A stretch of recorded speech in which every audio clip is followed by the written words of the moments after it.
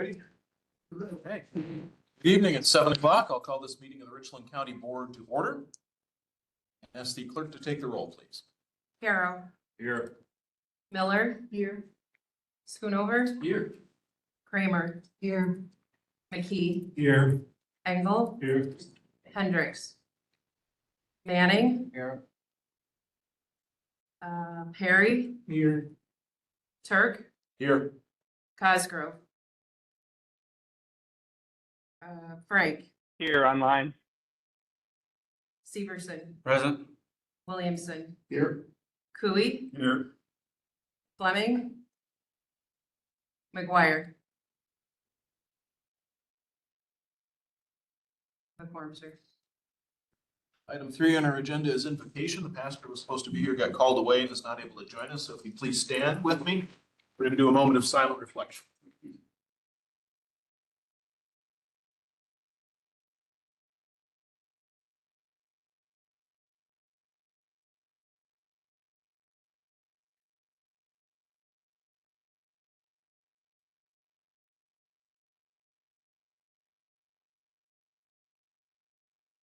Thank you. Now I'll ask the clerk to lead us in the Pledge of Allegiance.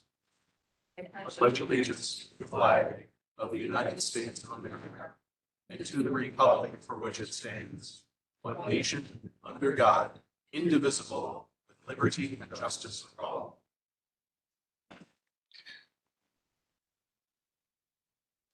Compliance with the open meetings law? It has been properly posted, sir. Very good. Before we get to approval of the agenda, we need a motion to suspend County Board Rule 2.01B to allow for our annual meeting to be held today. Our rules actually say it's the fourth Tuesday, and we're having it a little earlier than that. So we need to suspend the rule and be able to have the meeting here tonight. Motion by Kramer, second by McKee to suspend the rules to allow for us to have the annual meeting tonight. Further discussion? All those in favor say aye. Aye. Anyone opposed? Very good, thank you. Now that we have that, we can look at our agenda. We have a 41-point agenda. We're going to move item number 27 up on the agenda to take place after we approve the budget. So that would be after number 14. And with that tweak, do I have a motion to approve our agenda? Motion by Manning, second by Schoonover. All those in favor say aye. Aye. Anyone opposed? All right, we have the agenda. Minutes from our September 16th meeting were distributed. Does anybody have questions, comments, corrections on those minutes? All right, hearing none, I will declare those minutes to be approved as presented. Item number 8 is public comment. I have 4 sheets here from folks who signed up ahead of time that want to comment. I know we have one person online that wants to comment as well, and perhaps we can start with our individual online. Mr. DeYoung, are you there? I am. Hopefully everybody can hear me. Yes, we can hear you. Perfect. Good evening, County Board members. My name is Alan DeYoung. I'm the Chief Executive Officer for the Wisconsin EMS Association. I know I sent a letter this morning voicing some concerns and including some recommendations for Richland County and Richland County EMS. Just to give a quick, Wisconsin EMS Association, we're a statewide nonpartisan trade association representing municipal and nonprofit EMS agencies and professionals across the whole state. So first, I do want to provide some context. We were initially notified just 5 days ago about the EMS situation currently being discussed. Richland County is not alone in the many challenges that EMS faces in Wisconsin. Over just the past 6 months, we've seen a drastic increase in challenging situations, and our organization, being just 3 staff ourselves, has been trying to work to address these as timely and appropriately as we can. Obviously, with about 1,800 municipalities, it's a little bit difficult to be aware of all the unique needs, history, all the different conversations that have already been had around EMS. So our letter was just in response to the knowledge and data that we had and could be acquired within just the last 5 days alone, as I said. After I sent that letter this morning, I was actually able to speak with Trish, the county administrator, and I apologize for blindsiding Trish a little bit with our response. Again, having very little time to do discovery and respond appropriately. However, I do believe we had a really constructive conversation. To give some quick background, EMS is funded typically on a local level through property tax levies for towns, villages, cities, along with an EMS billing to insurance. Obviously, insurance reimbursement drastically lags behind the actual cost of providing EMS. So decades we've relied on volunteerism for this essential public service. Towns, villages, cities are restricted by their levy growth and levy limits to fund EMS. And I also want to acknowledge too, there is no statutory requirement for providing EMS for cities, villages, and counties. The requirement only exists for towns. And however, although it's not mandated for counties, I feel it's appropriate to address kind of the obvious. I believe everybody in the room hopefully never gets into a car accident, but if they do, when you dial 911, you expect EMS to respond. And I believe it's a county's job to represent everyone who lives in that county, no matter their town, village, or cities. And uniquely enough, counties in Wisconsin have a statutory authority that they can levy outside of the levy limits for a countywide EMS system. Instead of using the per call municipal fees to fund the current EMS system, the county is in a unique position to fund EMS through this levy exemption. And I would be heartened to say you guys wouldn't be alone in using this county tax levy exemption. There is actually 14 counties throughout the state that utilize this tax levy currently to fund EMS in different ways. I won't get into the details on every single one of those counties, but I'm happy to answer any questions on those. We don't do questions during public comment, and Yep, we that's fine. give people 3 minutes, and you're kind of past that. So if there's Oh, anything else you want to add apologize. quick. Well, I'll just say thank you for allowing me. I would welcome any continued conversation, fully acknowledging that I might not have every answer, but I'm willing to provide whatever expertise and guidance I can on this matter. So that'll be it. Thank you. Thank you. All right, now the sheets I have, first up, Mr. Gordon Palmer.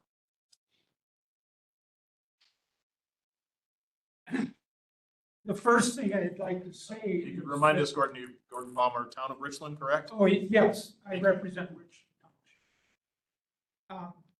First thing is that people want to know that when they call 911, an ambulance is going to respond.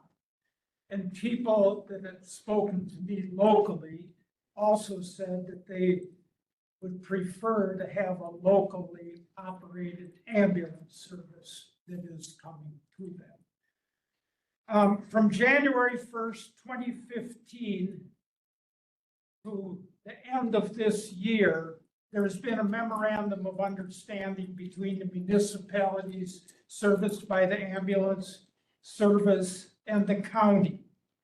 For 9 of those years, it worked very successfully. But from the end of 2023 until August, the end of August of 2025, we have had a monthly cash balance, end of month balance, that has gone from averaging over $200,000 a month down to a negative $148,293 in the last 2 years.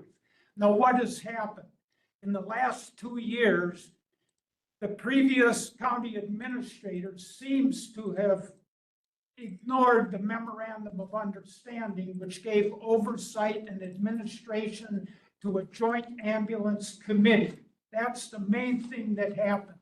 In the last 2 years, the Joint Ambulance Committee has not been the one making the decisions. We haven't hired, we haven't fired, we haven't approved spending, anything. The county has been doing that. For 9 years, this thing worked. The last 2 years, when the county overstepped their boundaries, negated the memorandum of understanding, where is our cash balance? That's just a question. Next up is Scott Goplin. I'm Scott Kaplan. I own the Peninsula Express Loop, but not the car wash, so be open soon. But my son's a paramedic on the ambulance service. He came here probably about a year ago, worked in La Crosse for 6 years, in Boston for a couple of years, and he came back home. Now we're looking at end of the service. Feel bad that he came home to work here and might not be here. No, all I got. Okay, thank you for sharing. Next up, Daniel Tim. Thank you. I'm Daniel Tim. I'm the town chairman for Henrietta Township in Richland County since April of this year. And since April of this year, I've also served on the Joint Ambulance Committee. I've had my eyes open in those 6 months to the ambulance committee. And in particular, our last meeting, when the new contract, no longer a memorandum of understanding, no longer any participation welcomed by the county, any input at all from the townships, which in my mind is very disturbing. I would think that the government, local government would want as much oversight as possible rather than as little oversight as possible when conducting businesses of this nature. I have a difficult time. First of all, each township in this county is in a virtually impossible situation, given the proposal that this board and administration has given townships regarding the ambulance service. As Gordon said, and my background is in banking, and the financial condition of this entity is abysmal. It's appalling, to be honest with you. And I have a difficult time as a chairman of a township entering into a contract with an entity that does not understand their financial situation at all. And as far as I've seen in 6 months, has done nothing to improve their financial situation. So I have a difficult time, but we have no choice. We are given until November 1st of this year to sign your contract or try to find something else by January 1st, which again, you've put us in an impossible situation. And our board doesn't appreciate that. So I have a difficult time. While I have a difficult time recommending that we sign that contract, you leave us with no choice. Just as an example, I mentioned the financial situation of this entity. Of the proposed budget that was submitted to our last meeting on September 30th had several serious errors. And I looked at it for 5 minutes and could see that it was worthless. So I don't know, who all had input into that, whether this board saw that or not. If anybody in this board has any idea about the financial condition of this entity, but boy, if you don't, you should. Your eyes need to be open wide when it comes to this operation. And the last question that I have is, how is the county, the other main example that I want to point out financially, how is the county, how is the administration addressing the significant increase in accounts receivable that the ambulance services incurred this year? January 1st of this year, the receivables were $60,000. As of October 31st, they were $280,000, according to the financial statements provided to our committee. That is unheard of. And if any business operated like that, if it were a for-profit business, they would have been out of business before August 31st of this year. So what is the board doing to address that significant increase in accounts receivable? You're Finally, 3 minutes, sir, so okay, wrap up. 2 more things really quickly. Yes. I just want to point out that in the contract that was presented, I believe that the funding structure is inherently inequitable, in particular as it pertains to Richland Township, because of the county-owned facility there. Very unfair. And I would highly recommend that this board seriously look at the recommendations that Mr. DeYoung outlined in his letter, and that you adopt those recommendations for funding the ambulance service rather than the current proposal. Thank you for your time. Appreciate it. Last sheet I have is Andrea, I can't make out the last name. Right. Okay, and you're in the city of Richland Center? Yes, sir. Okay, go ahead. I'm in the city of Richland Center. I am a former dispatcher of the Florida Highway Patrol. And I have a good understanding of how quickly it is important that an ambulance gets to the individuals. Put yourself in a situation, if you're out there and they're coming to your house, do you want them to call from a whole 20 miles away to come to your house to take care of you? You need to take that into consideration when you're making these decisions. Reference EMS, reference law enforcement. You need to put yourself in the situation where if I need help, how fast do I want someone to respond? Because that is life and death. There's many times I've listened to the scanner where it's 5 to 10 minutes before an ambulance even gets staffed at the volunteer level to respond to a call where life and death is at hand. You all need to really think about your EMS situation in this county. Thank you. Is there anyone else that wanted to address public comment tonight? Anyone else online?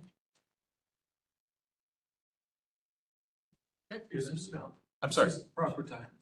public comment? Yeah, Yeah, go ahead. concerning me, I'm Brian McGraw, Town Eagle Chair. I agree with many of the comments that have been made with respect to the timing and amount of warning that townships, participating municipalities receive.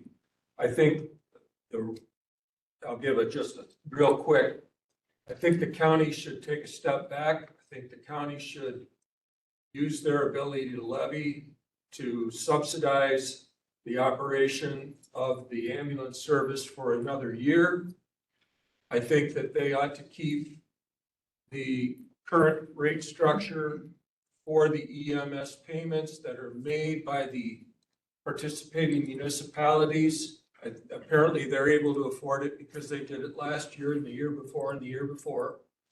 Get whatever extra money you need through a levy to do two things: fund the shortfall in the operating costs of the ambulance that the county is incurring. I guess three things.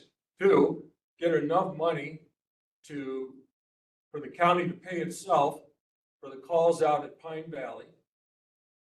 And third thing would be to enter into contracts with all of the other ambulance services that provide ambulance service for Richland County. Give them in a reasonable amount of that levy money to compensate them and pay them for providing ambulance service in Richland County. That way, the assessment, the tax you collect is spread and used by the county to fund ambulance service, and then get a process together to consider the long-term operation of an ambulance department by the county. I suggest that you the gentleman that spoke, Mr. DeYoung, sounds like he's got a good handle of how to run EMS in the current environment. Another person that you could check with is a UW Extension local government expert, Bill Olmichin, who is a expert in financing EMS operation and has also facilitated discussion between interested parties in exactly the same predicament that we are in now. Thank you. Anyone else that wishes to speak? Yes, go ahead. I'm not a politician, pretty anti-government. Okay, your name and where you're from. Kevin Burkhammer, contractor for the town of Richland. Thank you. And so since I started sitting in on these meetings, I heard Gordon address our meetings many times. They were flying high, they're doing great. All of a sudden they're broke, they're bankrupt. The only thing that comes to mind is the county's pulling the strings down. Why? And why wouldn't they turn it back over to them? They were doing it. It wasn't broken. Now it's broken and the county's at the helm again. Times two in my lifetime, the county broke the ambulance. Why? More of a question than a statement. Why? Why did they do what they just did? Does anybody have an answer? They post stuff online, it's flat out lies. I've sat at the board meetings. I've listened to the budget reports. And the crap they post online is straight up lies. And the community's buying it. Support the county EMS, county on JEC. What's wrong with that? It was working. Anybody can answer that for me? I'm not good with words, very good at math. Keep my checkbook going.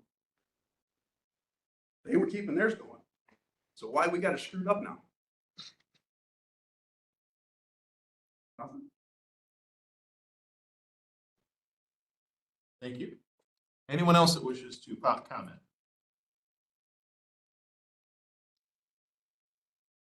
Hearing none, we will move on with our agenda. Item number 9, a resolution of condolence to the family of Linda Gentis. This will be resolution number 25-86. Now therefore be it resolved by the Richland County Board of Supervisors that said Board of Supervisors does as a body hereby express its sincere sympathy regarding the death of Linda Gentis to her surviving family. And be it further resolved that the county clerk is hereby directed to send a copy of this resolution to the family of Linda Gentis. This resolution is being offered by the Executive and Finance Standing Committee from 14 October 2025. Thank you. For the resolution, motion by Mr. McKee, second by Mr. Schoonover for adoption. Any discussion? Not all in favor, please say aye. Aye. Anyone opposed? Resolution is adopted. Item 10, appointment of District 9 County Board Supervisor. So we received, this was advertised a couple different times for those of you that were watching the paper. But nonetheless, we did receive one individual who did express interest in being appointed to District 9. The letter that was received from Tiffany Thompson is in your packet, so you should all have that if you don't, or you should have it if you don't, let me know. But otherwise, I do believe Tiffany is back there. So practice would be to have Tiffany introduce herself, go over what she submitted, and we go from there. Okay, Tiffany, would you stand? Nice to meet you. Yes, nice to meet you too, Tiffany Thompson. Yeah, you guys have my letter in there. I can't repeat it word for word right now off the top of my head, but Just briefly, what makes you interested in wanting to be on the county board? just growing up here and living here in Richland Center, I guess, you always hear about this going on in Richland County, that going on in Richland County. I've been a dental assistant here now for 32 years that I've been here in Richland Center. I am on the Town of Richland board, and I am on the Richland School Board. And I just enjoy being able to serve the community, be part of the community, make a difference. But that, I guess, is the main thing. But, Thank you. Anybody have questions for Tiffany? If not, we would entertain a motion to appoint Tiffany Thompson to the vacant seat. Motion by Mr. Schoonover, second by Ms. Kramer. Any further discussion? All in favor, say aye. Aye. Anyone opposed? Thank you. We'll take just a brief recess to allow the clerk to swear you in, then you'll be seated with the board, okay? Just a brief recess.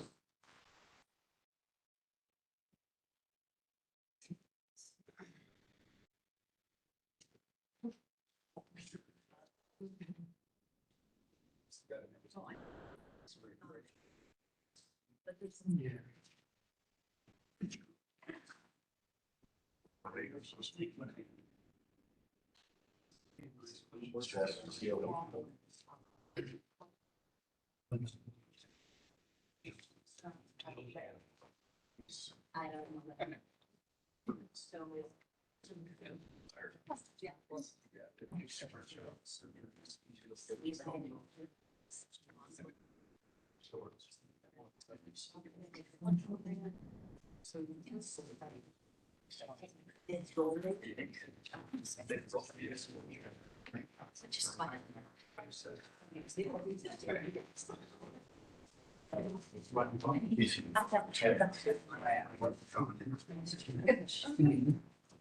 You'll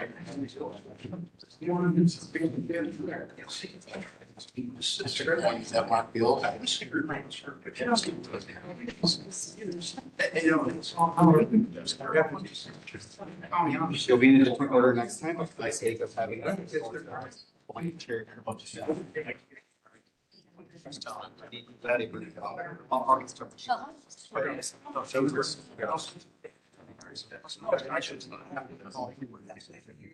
Whoever else.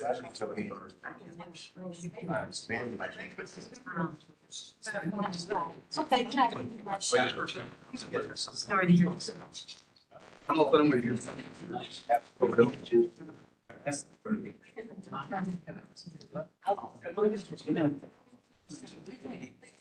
so. And then if you're. I'm thinking, what I'm thinking is, there's a man staying in this back.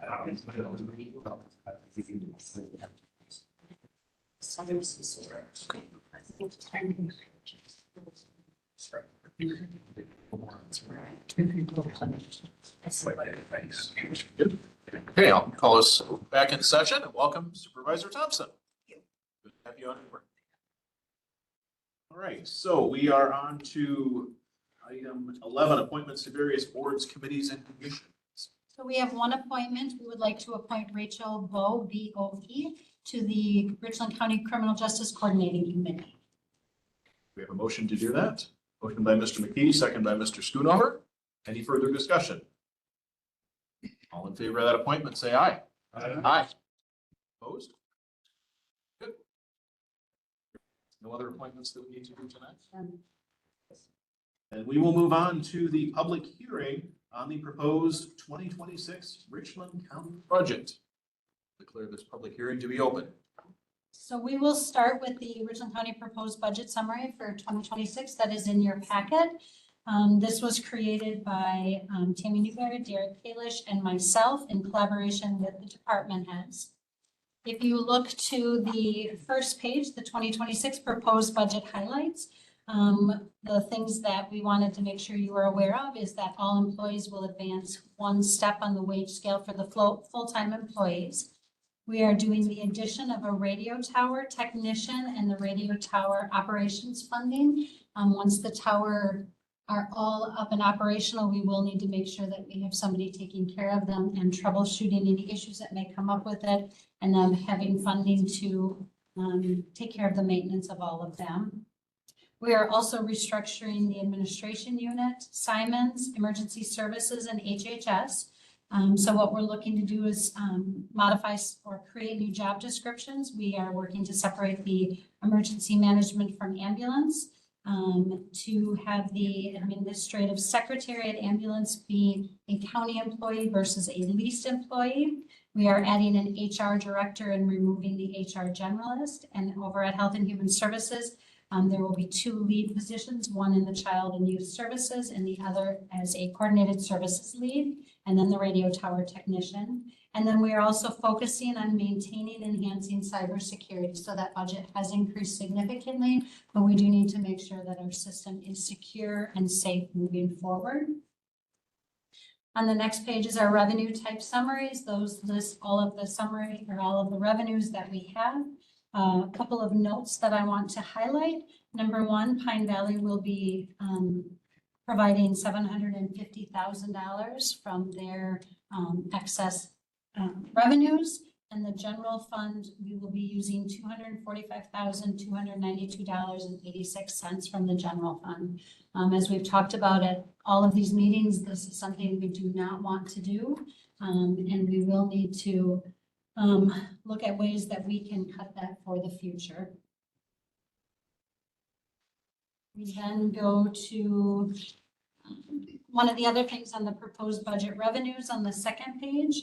The amount of revenues for highway has a significant increase from the year prior. This is due to the Highway O project, so there will be expenses and revenues that will be coming in that we will need to cover in 2026.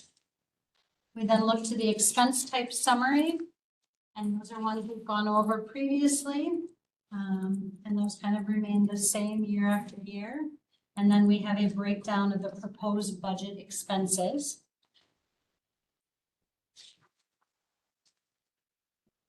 We then get to our debt service summary.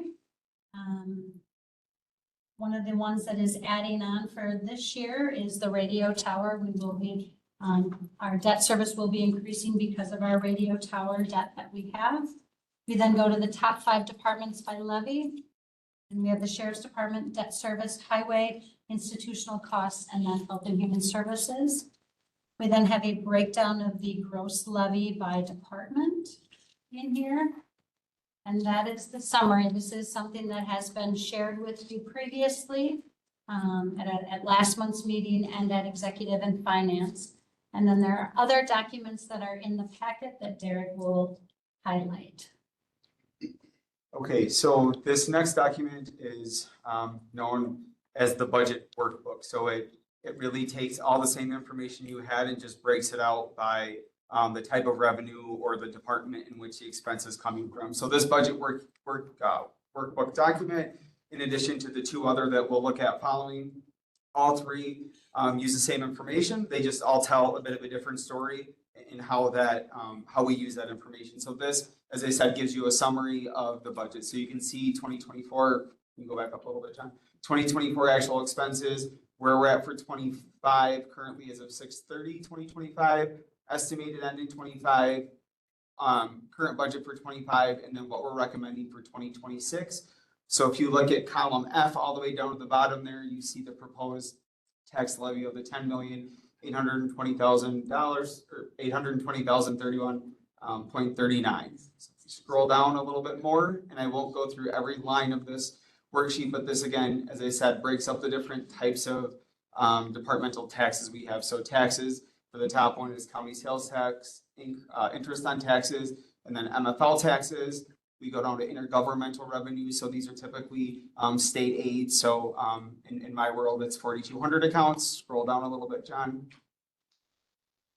Again, this is the line by line budget. So when we're entering this into the new software, after we're meeting with departments, they're bringing us their budgets, which are all of these line items. We're taking this information, manually entering it into this workbook, hopefully with our new software that is much easier next year. It was a bit of a struggle this year just because we were bopping between 2 different softwares to make sure everything was transferring over, still working out some of the kinks with our software and various components. So my hope for you next year is that you will actually have a budget book, not just a budget workbook, but a budget book that'll be broken out with some narratives by departments, with those individual departmental budgets, in addition to these gross totals we have. The new software should allow us to do that, which with much more ease and some time efficiencies built in. So going down again, this just gives you all of our revenues on how they're categorized. So John, if you want to scroll down a little more,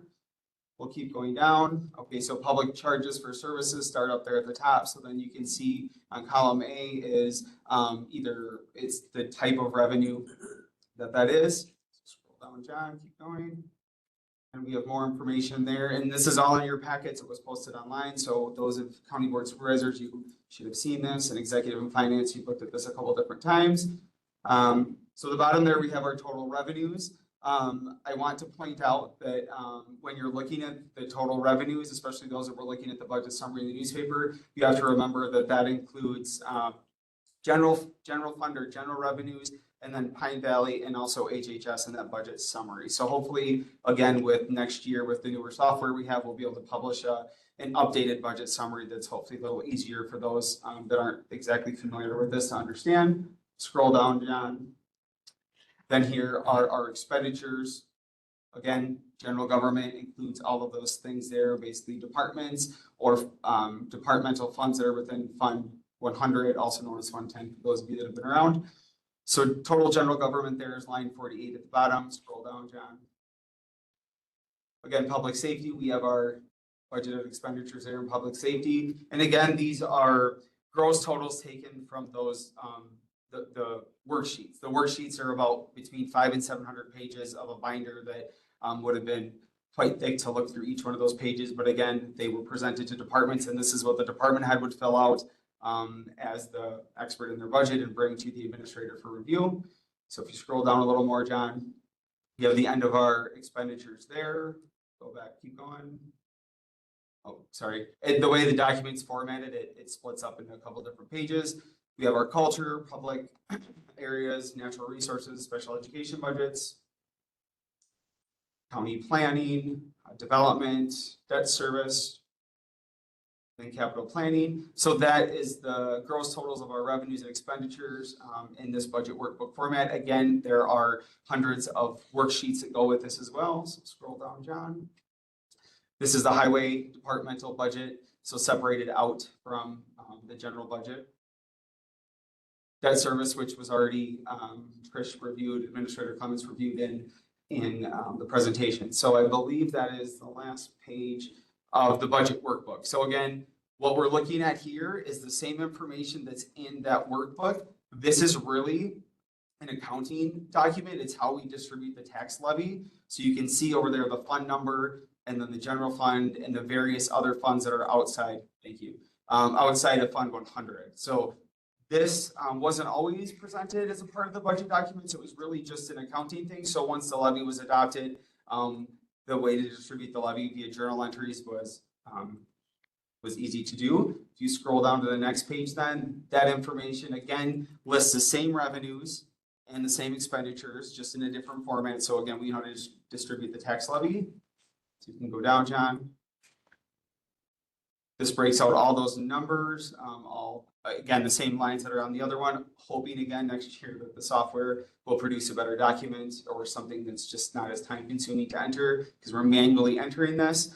And we do manually enter between the three documents to make sure that, as silly as it may sound, to make sure that the data that's being collected and then entered into working out our totals is the same through all the documents. So it is a bit of work, but I do use this for a couple different things. So that is thank you, John. Okay. This last document then is the levy distribution by department. So you just looked at it by fund, which broke it out by fund. So we know how to distribute that levy on the accounting journal entry part of it. This then breaks it out so you can see as a departmental level how the levy is falling for each department. So this is extremely helpful when departments submit their preliminary budget. We can, if you scroll to the next page, John, we can compare last year's and this year's just to see where those totals are, how they're different from the years before or not. So John, if you keep going down, this is again the same information, just really helpful for the administrator and for those working on the budget to see what the differences are between the two fiscal years.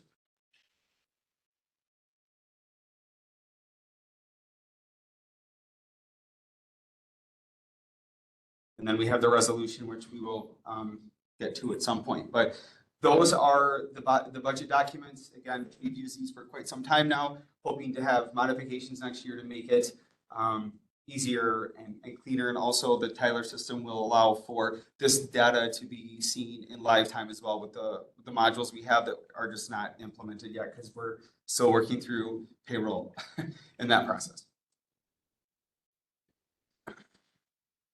Supervisors, any questions for the administrator or Derek on the budget as presented?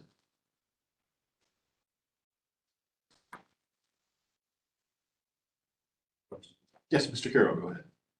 So I don't recall us talking about the debt levy exemption for funding EMS. And I wondered if we approve this budget tonight, does that close that off as an option? For this year, yes. This year. For this year, yes. When is the deadline for us to have our levy numbers submitted? I have to have apportionment sheet submitted in the middle of November. I believe the 15th is a deadline. And then my second question is, what is the process in case we did decide to do this exemption? How is that done? So my understanding is that we would need to create budget worksheets that would lay out what the money would be, like how much per capita it would need to be. But we would also then have to, because it would be levied across the whole county and we don't serve the whole county. We also have to take that into consideration. So then we would have to, it's not just levying what we need, it's levying more than what we need because we have to give people money back to provide that service. mean, I don't believe that we would be able to accurately and successfully do it in less than 30 days. Thank you. Part of our plan was, we have a 1-year agreement with the municipalities so that we have an opportunity to look at other funding options and find something that was sustainable. Mr. McKee? After what I've heard tonight, is it possible to pull the EMS issue out of this budget? I've heard a lot of things that I wasn't aware of. When you say pull, define pull out of the budget, because the budget's going to start in 2026. We will need an adopted budget to head into 2026. So if you mean, I guess define pull it out, meaning what? I would just like to revisit that issue based on what I've heard tonight. And it sounds like if we approve this budget, that issue is dead for this year or for next year. I don't know that we're in a position to make any wholesale changes like that in the structure of any county government operation at this stage. Not that we couldn't ever do it, but for 2026, I think we are way too tight a timeline to try to do that right and make sure we get it done fairly. This whole issue seems like it was rushed through, and as far as I'm concerned, I didn't realize what was at issue here. But now this, I think it was the last meeting that this issue was addressed. And I wasn't aware of a lot of this stuff to make that decision. Mr. Engel? This is one of those minefields, that we've talked about. I'm wondering, Trish, you said 30 days would be hard. This is one of those things where couldn't we hire somebody to come up with those numbers pretty quickly? Like within a week or two, a consultant to figure that out, and then to bring it back and have a special meeting so we can talk about it? I truly have no idea. I mean, I'm assuming there are consultants out there, but it's also then looking at all the different factors. It's because Barb has gone through and she's created this is what it would be for us to levy a per capita, but she only looked at the 10,000 residents that we served when she set that up.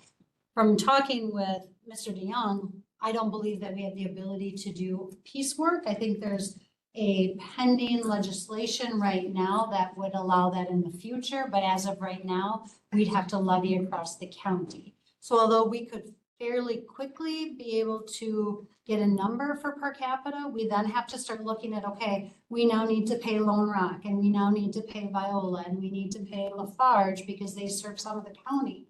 And so when you start breaking it apart, when you start to break that apart, then we have to then look at, okay, then we have this much money to work with, we really need this much money to work with, and then we have to increase that levy. That's just a question for Barb. I don't mean to put you on the spot, you can pass if you need to. But what's your reaction to Mr. DeYoung's proposal, long-term? I think that there is some value to it. As Trish is saying, putting it into effect is going to be difficult, and doing it within a week is tough, or a month. Our time is a problem. I am 15 hours a week as an interim director. I have another full-time job. So for me to do that is asking a lot. So you do need to hire or consult with someone. I don't know who there is to consult with. If this is something you as a board want to commit to, that's fine, but you also need to commit to finding someone that can do that. Because I don't know that the staff that exist, speaking for myself, have the capacity to do that. Thank you. Mr. McKee? I just feel I was asked to make a decision based on what was presented, and from what I hear tonight, I didn't receive all the information to make that decision. There are questions on the budget? This is a public hearing, so questions from the public on the budget. Oh, Mr. Cooey, go ahead first. Well, to go ahead and to approve the budget as it's stated, I mean, to me, the ambulance falls into no different than HHS. So when we go through HHS through the year and we have whatever happens, we budget X amount. And some years we exceed that budget and we have to make adjustments accordingly. To make sure we get the budget going, I'd say we treat the ambulance the same way, because I don't think we can get all the work done that needs to get done. But knowing that we may have to amend it to compensate for whatever happens, I think that makes the most sense. And the budget for ambulance for next year has equal revenues to expenses. So how it's set up is it is equal. When it was presented to the JAC, there was miscommunication between Barb and I, and so the municipality's revenue was off. The reason for that is she thought that the 2,500 was a requirement of every municipality to pay, when in actuality, it was only the municipalities that didn't have up to 2,500 in expenses. So that was something that was in there. It was incorrect. We had hoped to have a budget where we had about 50,000 of extra revenue at the end of the year that could be put into a new ambulance outlay.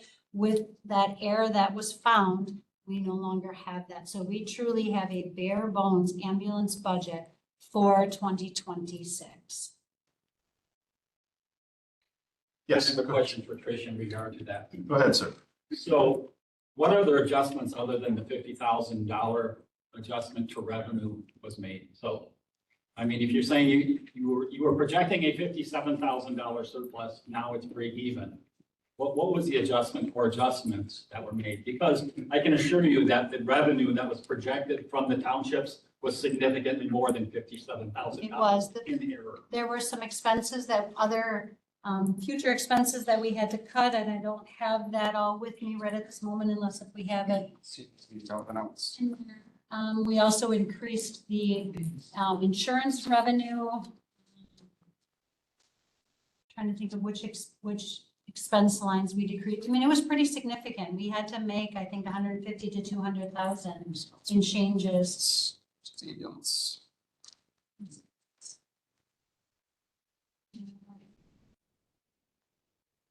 Sorry, Mike. Sorry. Yeah, we went from 951 to 890 through, we removed the 53,000. And that was the expense. The 326,000 went to 245, and that was the revenue that was recalculated. And then there was the 1,025,000 and the 1,051,000 for the that's receivables. I believe you did do that as well. Yeah. Which you already mentioned. So. Yeah. So three things we did was the transfer to the future ambulance fund. We decreased the amount of revenues that was for the municipalities, which was about 80,000. And then we increased the revenue from insurance bill. Yeah. Other questions on the budget? Yes, go ahead, ma'am. How does this affect the current staffing and the work of the present ambulance? If there's nothing to increase for expenses, are they assured of being a whole? We have it budgeted for next year to keep every single staff member that we have. That was a priority, as we made sure that the staff their wages were being covered. There were other expenses that were cut, but we have no intentions of cutting staff. We have intentions of keeping the service as it is, as long as we have the revenue we're expecting. That was our goal. From the start of all of this, our goal was to create a budget that was workable and that built in, hopefully, additional revenues for 1 year. It was to build a budget for 1 year so that we could look at alternative revenue sources, billing sources for the future, to look at a per cap or per assessment. So you're telling me that we're secured for the next year? As long as the municipalities sign on to the agreement. With the figures that you gave them? Yes. Yes. That would be based on the figures that we gave them. Go ahead.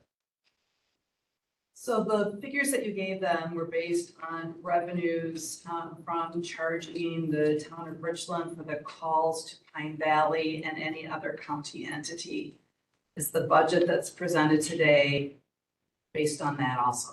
Yes. Mr. McGraw?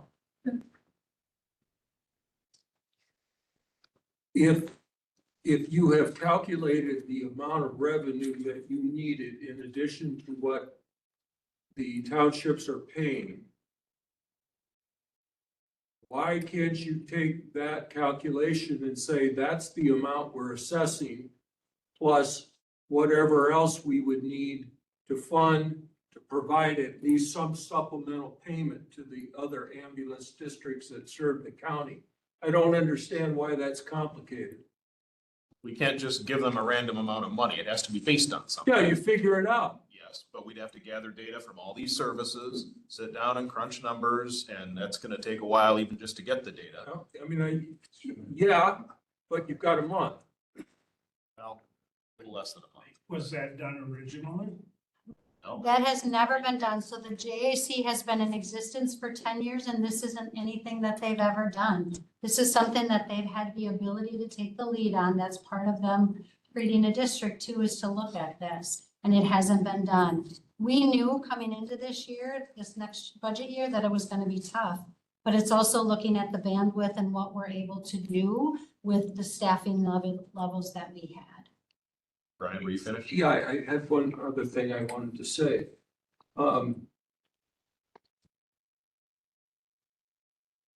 It seems to me that in the process of determining how much you were going to charge in addition to the participating municipalities, that you did not consider the option of putting it on the county assessment. That seems like a real oversight with real implications to the townships. In particular, I want to focus on Richland. And that's not fair, what's happening to them. And then the other thing that strikes me as unfair would be Richland Center, when they, I think it was $54,000, that's a chunk, be dropped on them 3 months to be, try to be generous, 3 months ahead of when the end of the year. And if it was an option to assess it as part of the county tax, why wasn't that option presented?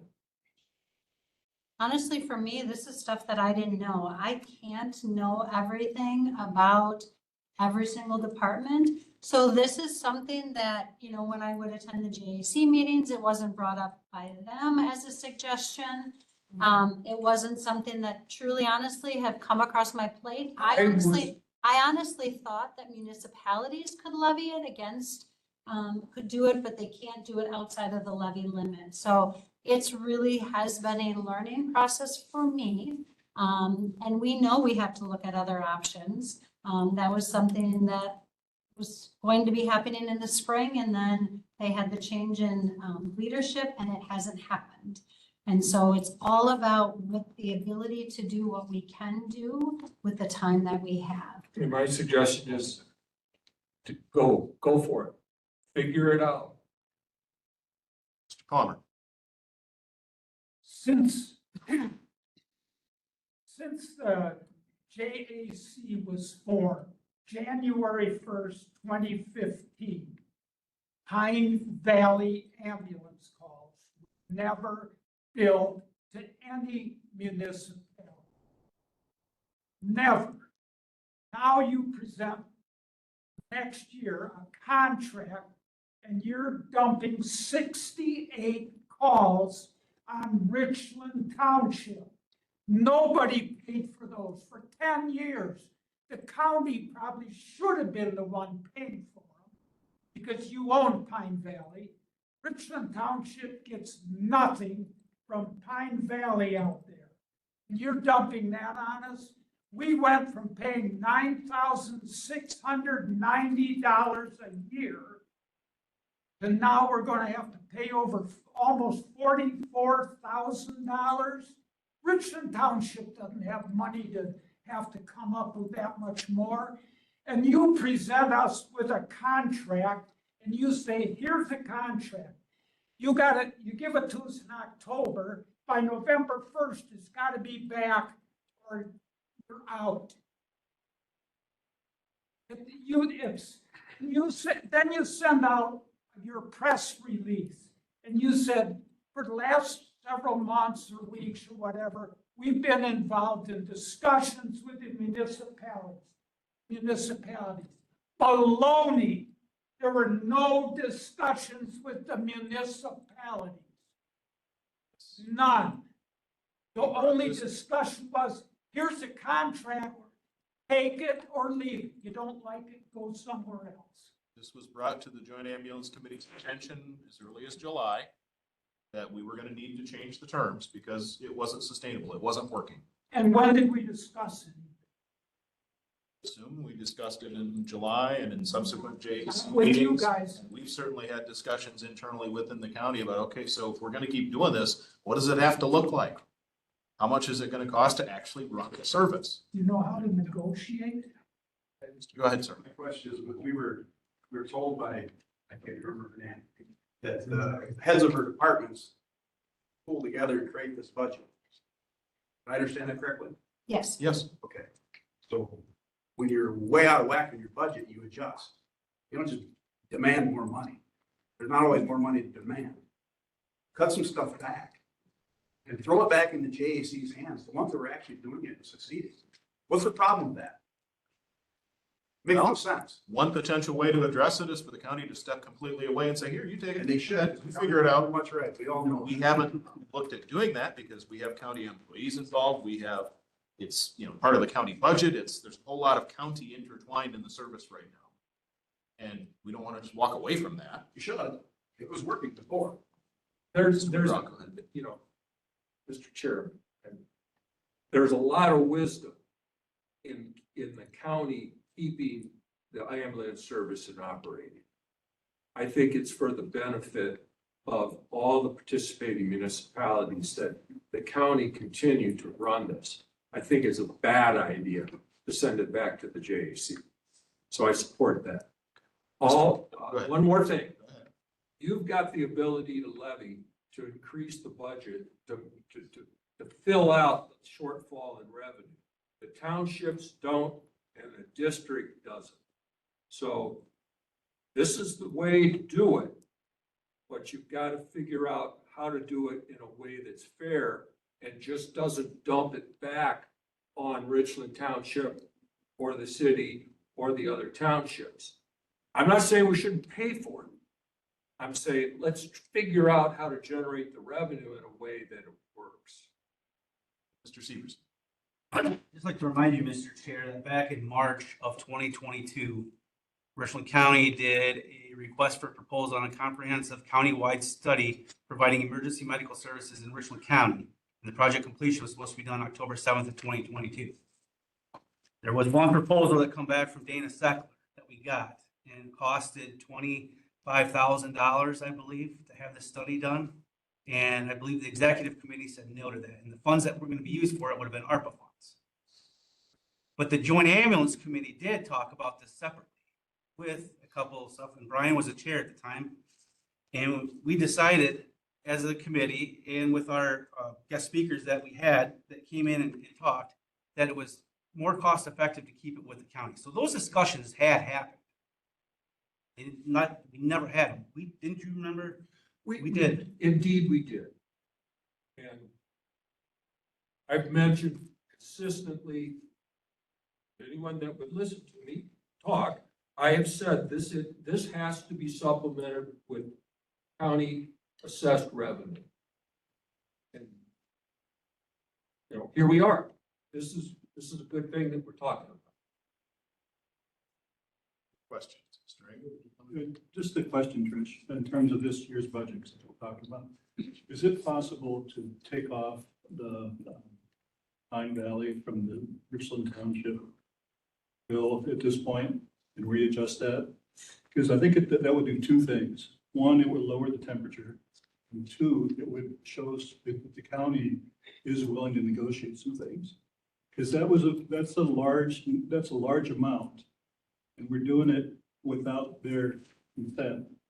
So it's kind of like it's a power thing. So I'm just wondering whether or not we can maybe cooperate by changing something and show goodwill there. As a step. If we change that, we would then have to take 16,000 off of some other line in the budget. And that may take away from other services for the agency. So if we said, okay, we're not going to charge that 16,000 to Richland, if the decision is made by the board that 16,000 isn't going to be charged to Richland, we then have to look at the ambulance budget and remove 16,000 somewhere or add additional county levy to this budget. And right now, our county levy is fully spent. In fact, we're almost $250,000 deeper than our county levy into our reserves in this budget. So if we're going to move levy money, separate from the idea of doing a different assessment, just the levy money we already have, then we'd have to take it away from some other department to be able to cover it.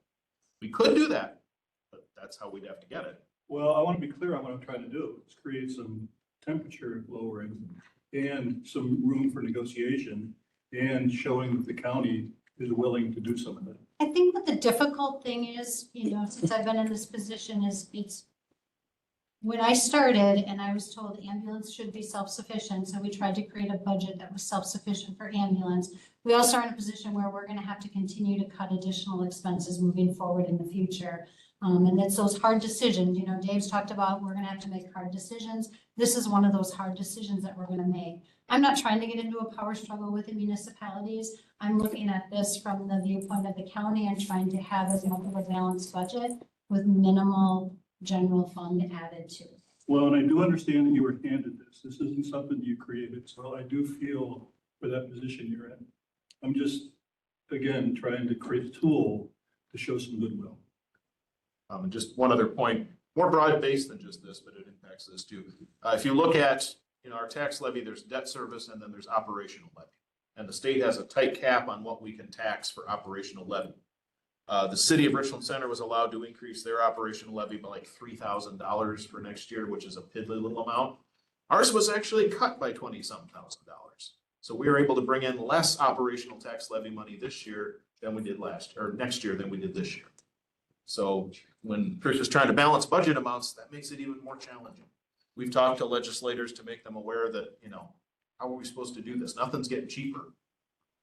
But they are right now not at the point of giving us great answers on anything. So, Mr. Carroll, go ahead.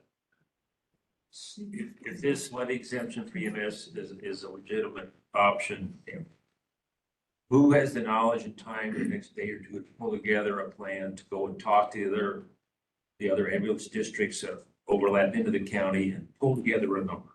Who and how quickly could that be done? Honestly, I would probably start with Mr. DeYoung and see if he would be able to work with us and help us try to get something together.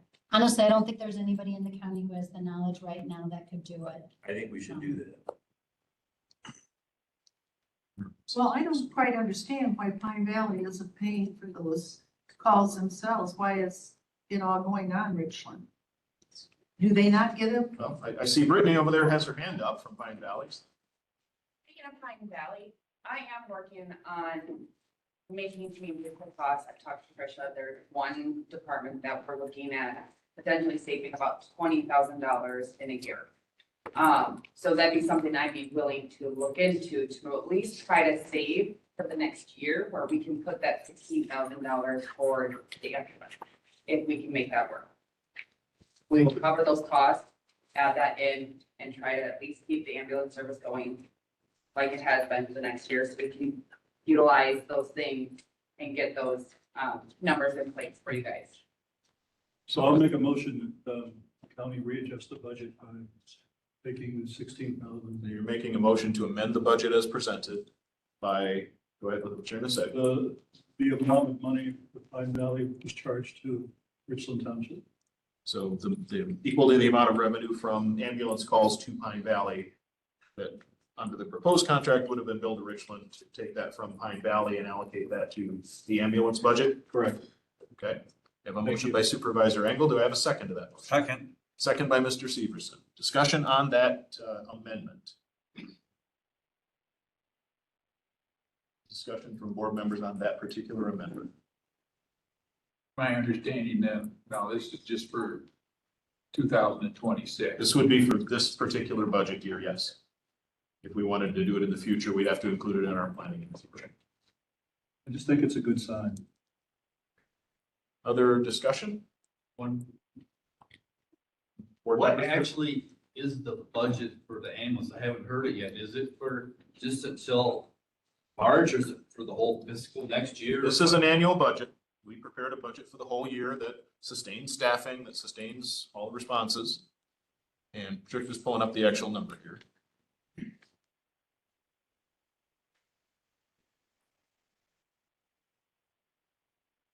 It was one of those lines that scrolled by really fast. We'll get it up. No, it's the next one first. You want by department. Of course.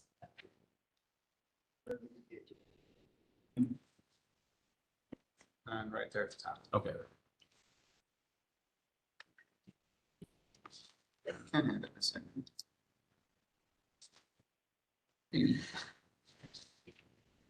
Okay.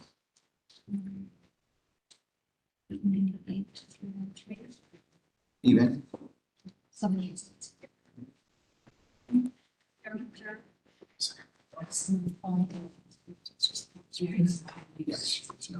Mr. Chair. Yes, sir. I have a question. At several places I had heard other townships were going to have a difficult time meeting their assessment as well.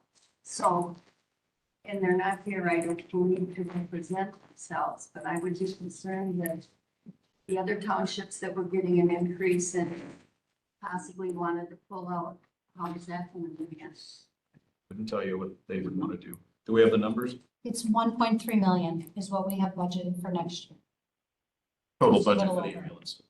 With the new changes to the, Yes, because even with those changes, Pine Valley would, some of their revenue would go into the ambulance's budget.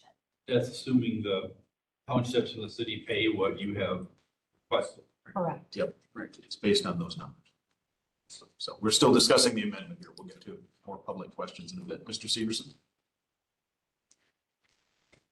We just thought about anything about the city of Richland Center taking calls with the county jail, Health and Human Services, the Highway Department. Those calls would be about $4,000. Jail is billed now currently, aren't they? And Yeah, yes and no. Yes and no is the answer to that. okay. The jail pays for the medical care that's Yes. received, not for the ambulance. That's what I'm saying for doing it for town of Richland, we should do something for the city of Richland Center. So that would be about an additional $4,000. Would that need to be in like another motion from? Well, we have a current amendment on the floor here. We should deal with the amendment regarding the Pine Valley calls first. Any other discussion specifically on that amendment? Not all those in favor, please say aye. Aye. Anyone opposed? Okay, the ayes have it. That budget amendment passes. So now, further discussion on the budget as a whole. Mr. Severson, did you want to make an amendment? Yeah, I'd like to make an amendment to eliminate per call charges for the city of Richland Center to county-owned facilities. With the knowledge that that represents about $4,000, where are we getting that money from? General fund, parks.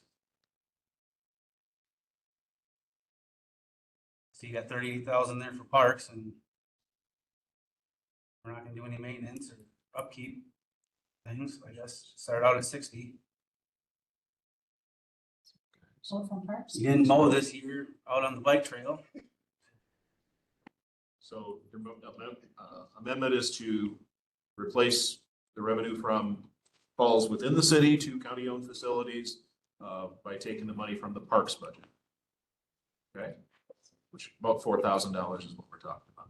Do I have a second to that? Second by Mr. McKee. And discussion. Any comments on this proposal? Mr. Perry? No? Okay. Board members on this amendment? All in favor of the amendment, say aye. Aye. Anyone opposed? Okay, that amendment passes as well.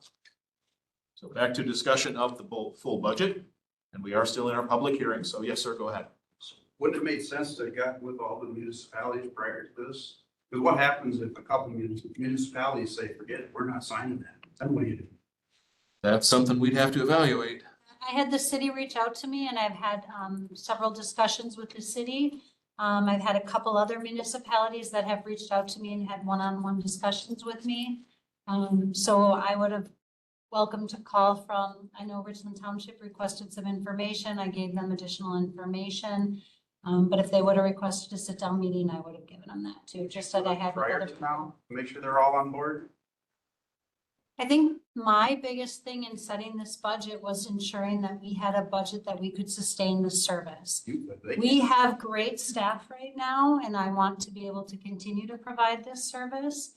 And so it was about creating a budget that would sustain the service. It's really difficult because we're in a position where we have limited county funds and we have limited county resources and staff time. And this is an obligation that we do not have. We're not required by statute to provide an ambulance service. So why did the county tank the JAC then? That's not an appropriate question, sir. It's a factual question. In your opinion, you have your hand up, ma'am. Go ahead. I was just gonna say, I feel that everyone here on this roundtable needs to really look at the budget before you approve it, because you're putting a price on people's lives. How can you do that? How can you sleep at night? Because that's. Other comments?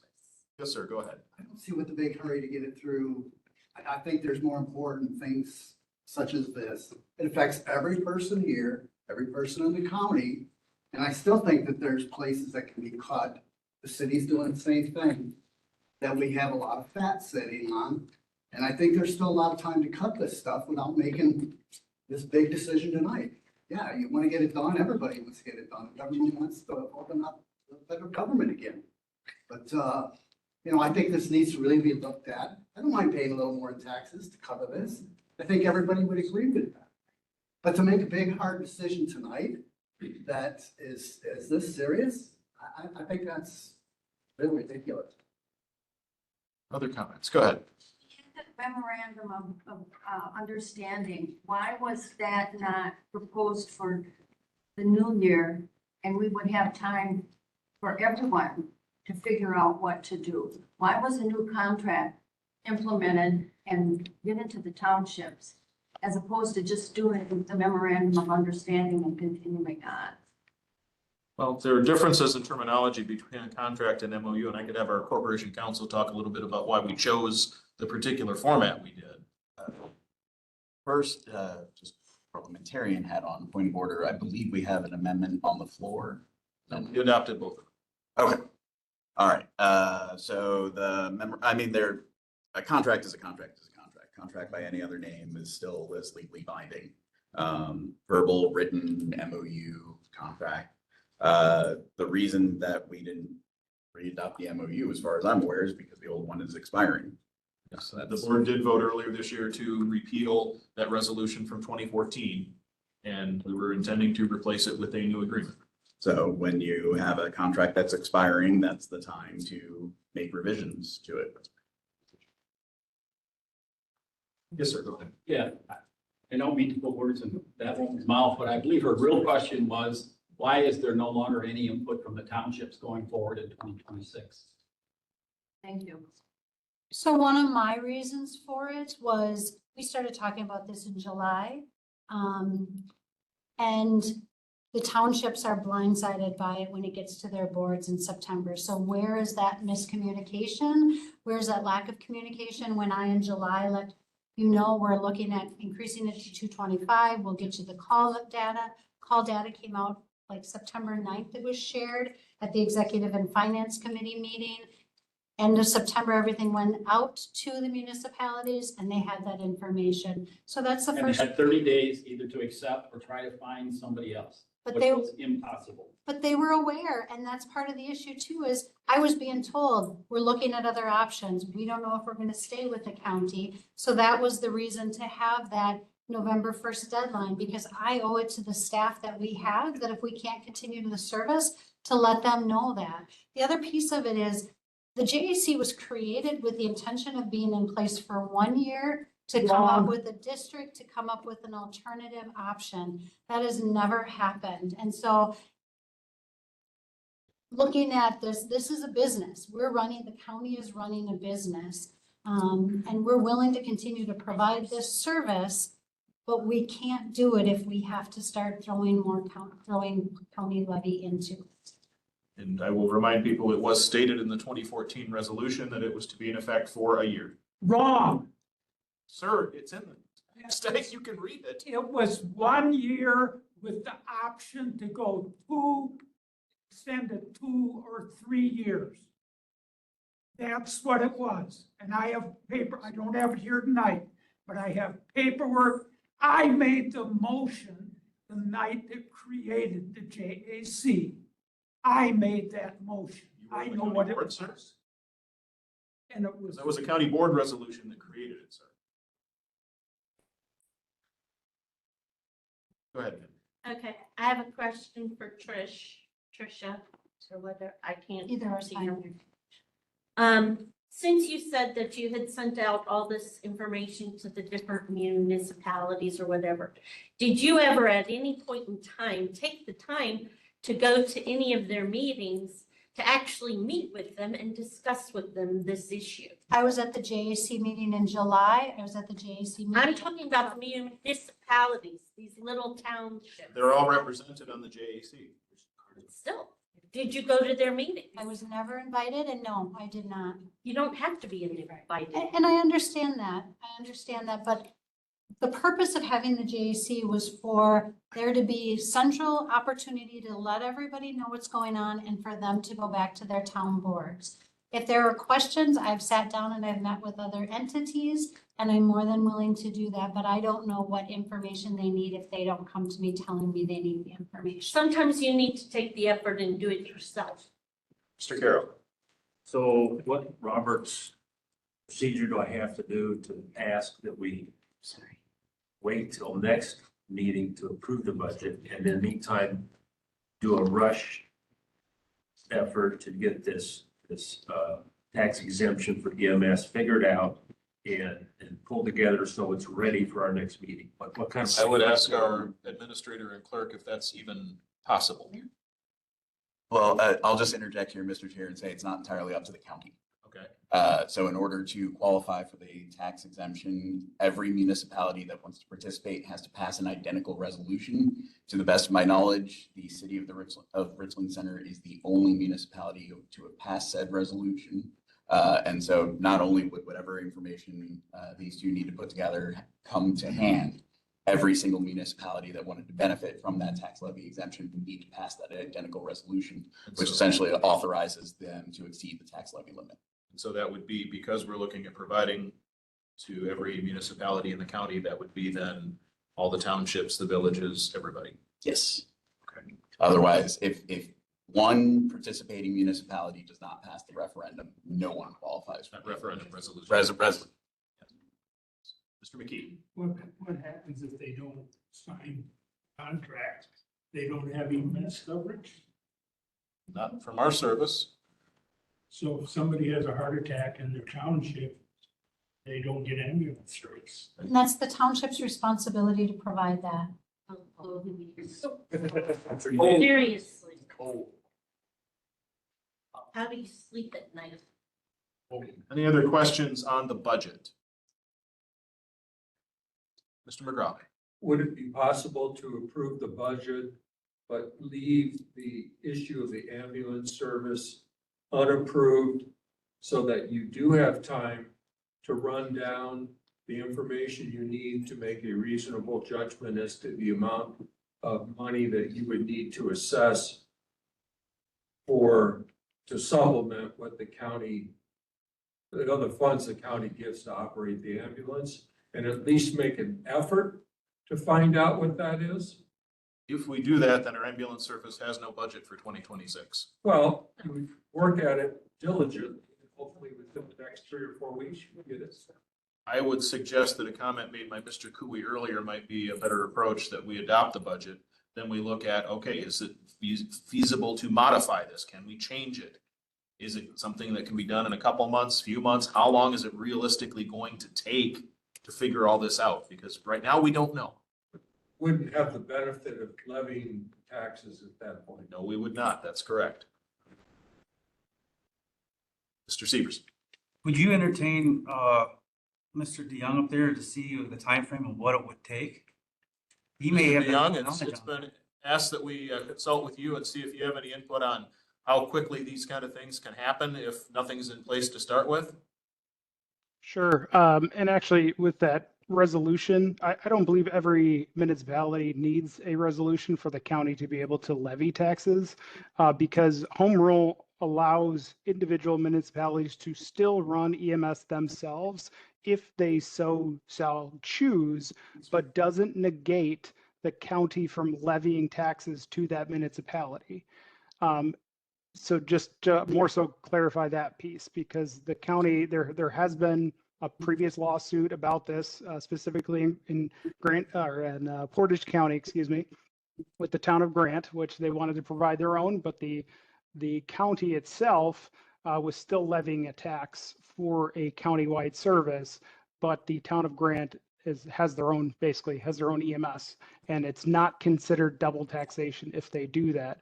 So from my understanding, you do not need a resolution from every single municipality that the county covers for the county to levy using this exemption. It's specifically the county itself obviously needs to have a resolution to levy that. I can recommend, at least, I know, I feel bad for just kind of blowing up this whole meeting on the ambulance piece of this. So one possible solution would be to, I'm guessing the main issue is with the billing to the municipalities currently.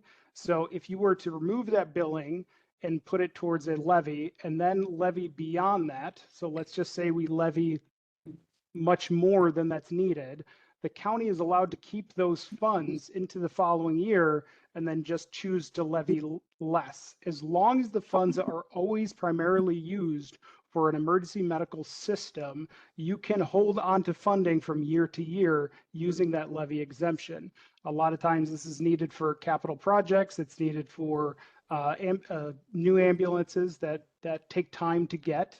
And you don't want to levy a large capital project in a singular year. So the county will levy it, parts of it, year over year using this levy exemption. So let's just say the current budget is 1.3 million.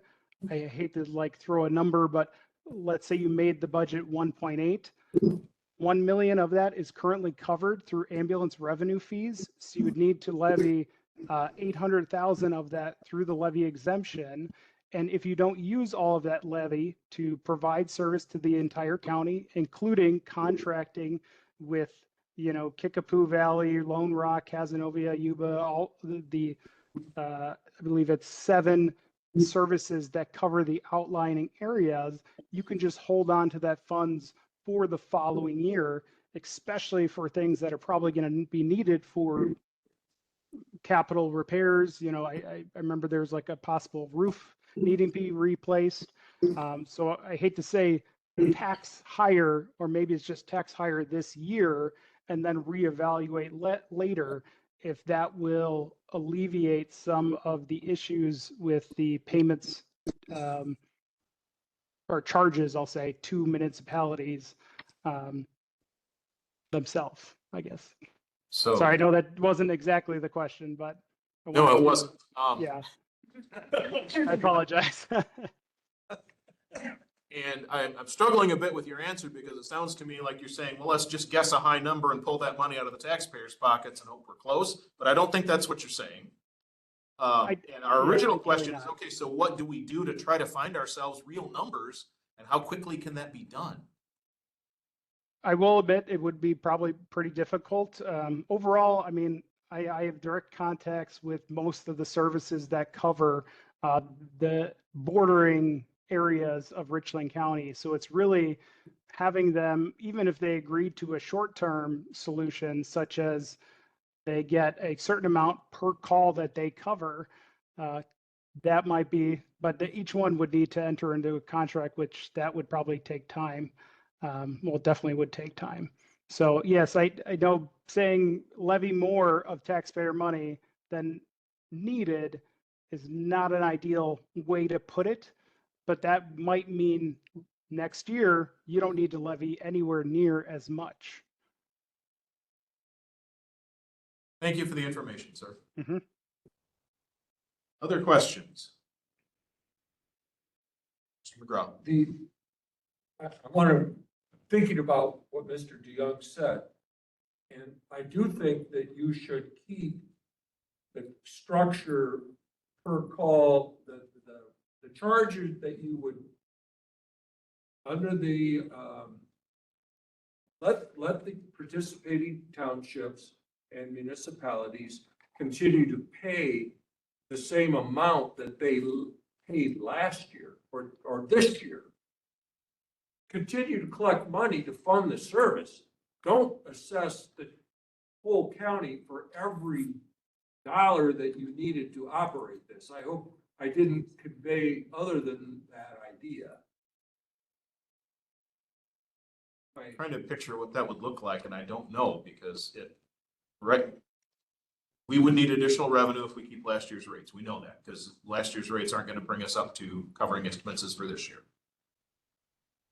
I don't know if there's a way to know what the shortfall is going to be and how to fill it. If it's, how did you arrive at the number that you charged the municipalities? Wasn't that to make sure that it didn't, that you had enough revenue? at the time it was, yes. So I'm just saying, why, Those rates stayed stagnant for a while costs went up. That's how we got where we are today. so charge the municipalities what they were paying this year, 2025. Figure out the number that you added to the per call charge in order to break even, and levy that amount plus a little bit more so that you can make these contracts. Still sounds like a guess, sir. It's a reasoned estimate. Okay, Mr. Carroll. Well, I think it could be better than a guess. Give ourselves 30 days, go talk to each one of those and pencil it out. Don't know if we have 30 days. Obviously, if we're contemplating taxing something next year, you gotta have those decisions made in time for the tax bills to be done, which is November. Portion of sheet, I believe, is due on the 15th. I can check. November 15th would be our drop dead date to have numbers as far as what's gonna be on people's tax bills. So that's less than 4 weeks.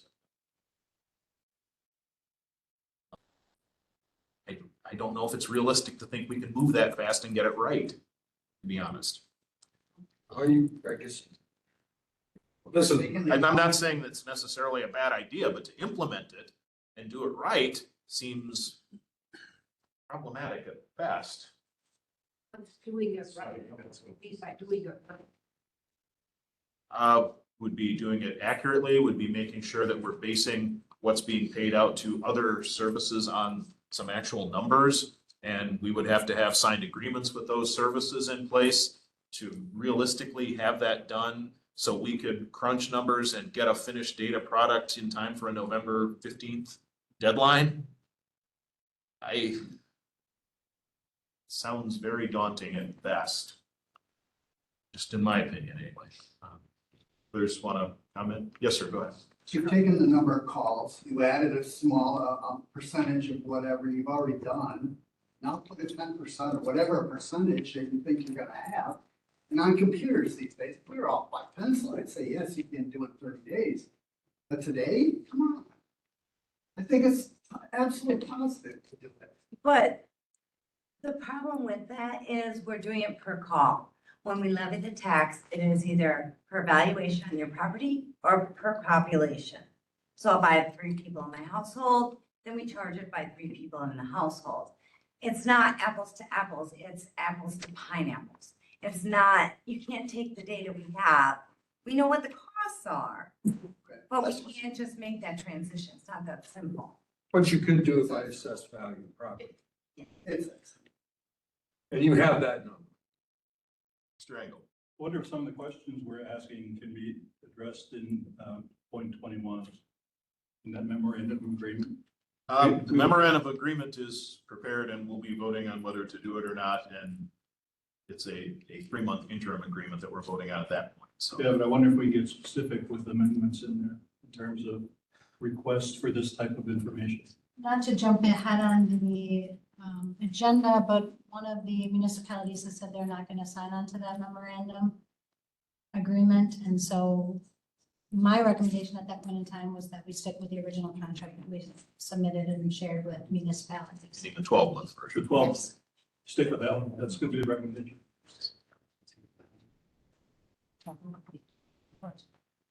Other budget questions? There's, $40 other million in the budget we could talk about too. Not that this isn't important, but anybody have any questions about anything else budget related? Yes, ma'am, go ahead. You want me to introduce myself? Yes. If you want to, go right ahead. I ran ambulance for 34 years, okay? And I just think that they do deserve to be paid. But I want to know the percent of the wages increased for every county employee this year. 2.75. That's quite a bit. And when you live in a retirement community, now, I don't want anybody feeling bad for me because I'm okay. I got state retirement for working at Mendota Mental Health and UW Hospital in the Sheriff's Department. I never got it for running ambulance. And I have my Social Security because I worked 2 jobs, raising 6 kids. And I will tell you, them 6 kids all have a college education, not because they had student loans. Never. It just seems like there's people that just wants to feed off it on retired people. I own my own house. You want to put a levy on my house or a bid on my house for me to have ambulance service, you go ahead and do it. I don't care if it's $5, $10, or $15. Do it per person. Everybody's got to get, just because we don't service them if they're in their house, doesn't mean they're not going to have an accident in our district or our area. This is getting ridiculous. And I ran it when we done this for nothing and we were doing good. Why the county wanted to take it over is way beyond me. Other questions? Any other questions on the 2026 county budget? I have. Yes, go ahead. I'm Ashley Kramer, I was kind of scrolling through the 190 pages. And there was something on here, this non-metallic mining fee. It was, I think it's line item number 140, if you're curious, on page 76, but it went, I don't know what that means. I'm just a social worker. It goes from $3,400 to $20,000 to $22,000.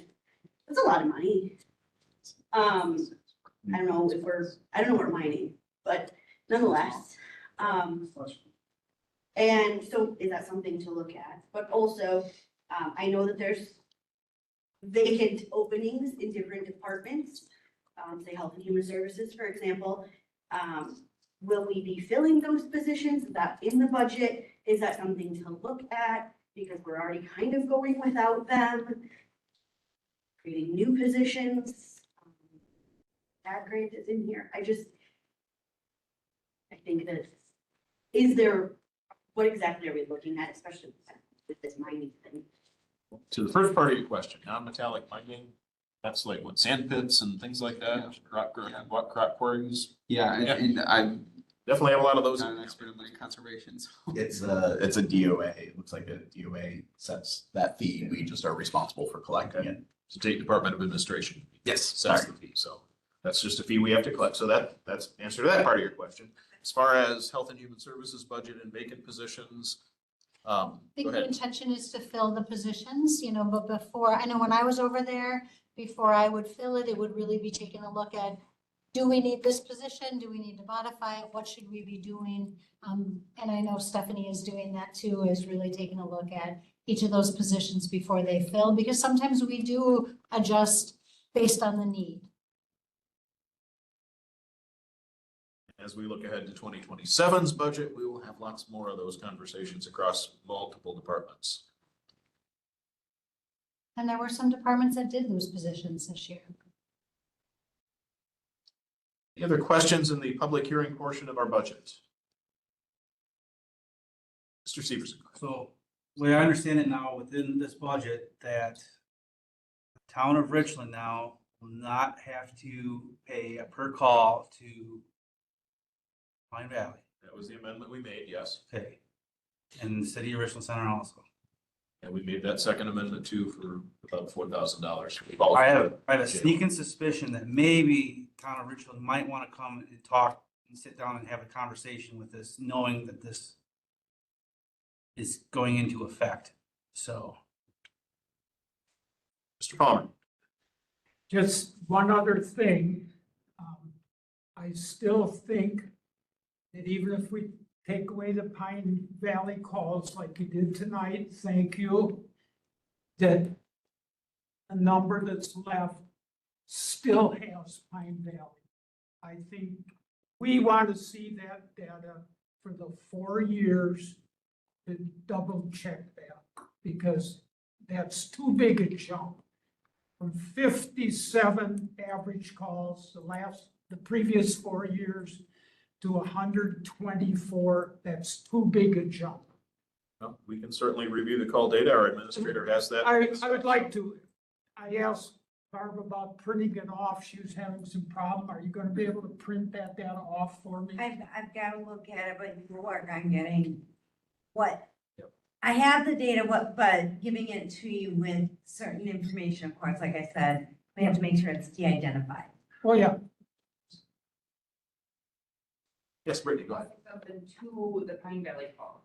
When I first started, the calls went up due to a citation that we received because 2 residents were sent with change of conditions via cab.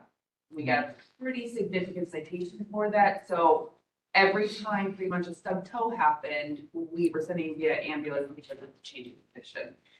We did get clarification from our RFOD from the state of Wisconsin about what is appropriate to send via ambulance and what can we get away with being able to send cab.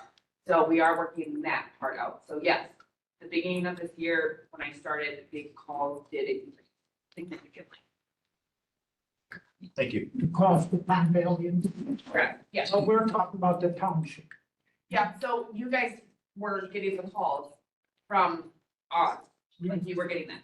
So those records are probably going to indicate those increased call requirements per this year when I started, due to the significance of the citation. I mean, the other night, or the other day, Barb and I looked over the calls for 2025 to Richland Township. And through July, we've had 33 calls. And you're trying to tell us our average calls per year for the last 4 were 124? Again, we'll pull the data, we'll take a look at it. Not 124.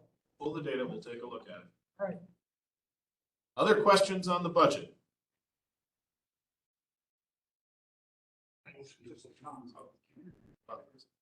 One more comment, go ahead. Just a comment. I would hope that you would hold off on this approval of the budget. Simply for, I don't know any of you really, but you know, it's so simple to pass this thing and let it go after that. It's already said and done. And who's gonna bring it back up again? So I would ask that you hold off. I don't think we need a motion to close the public hearing, so. I will declare that the public hearing for our 2026 budget is now closed.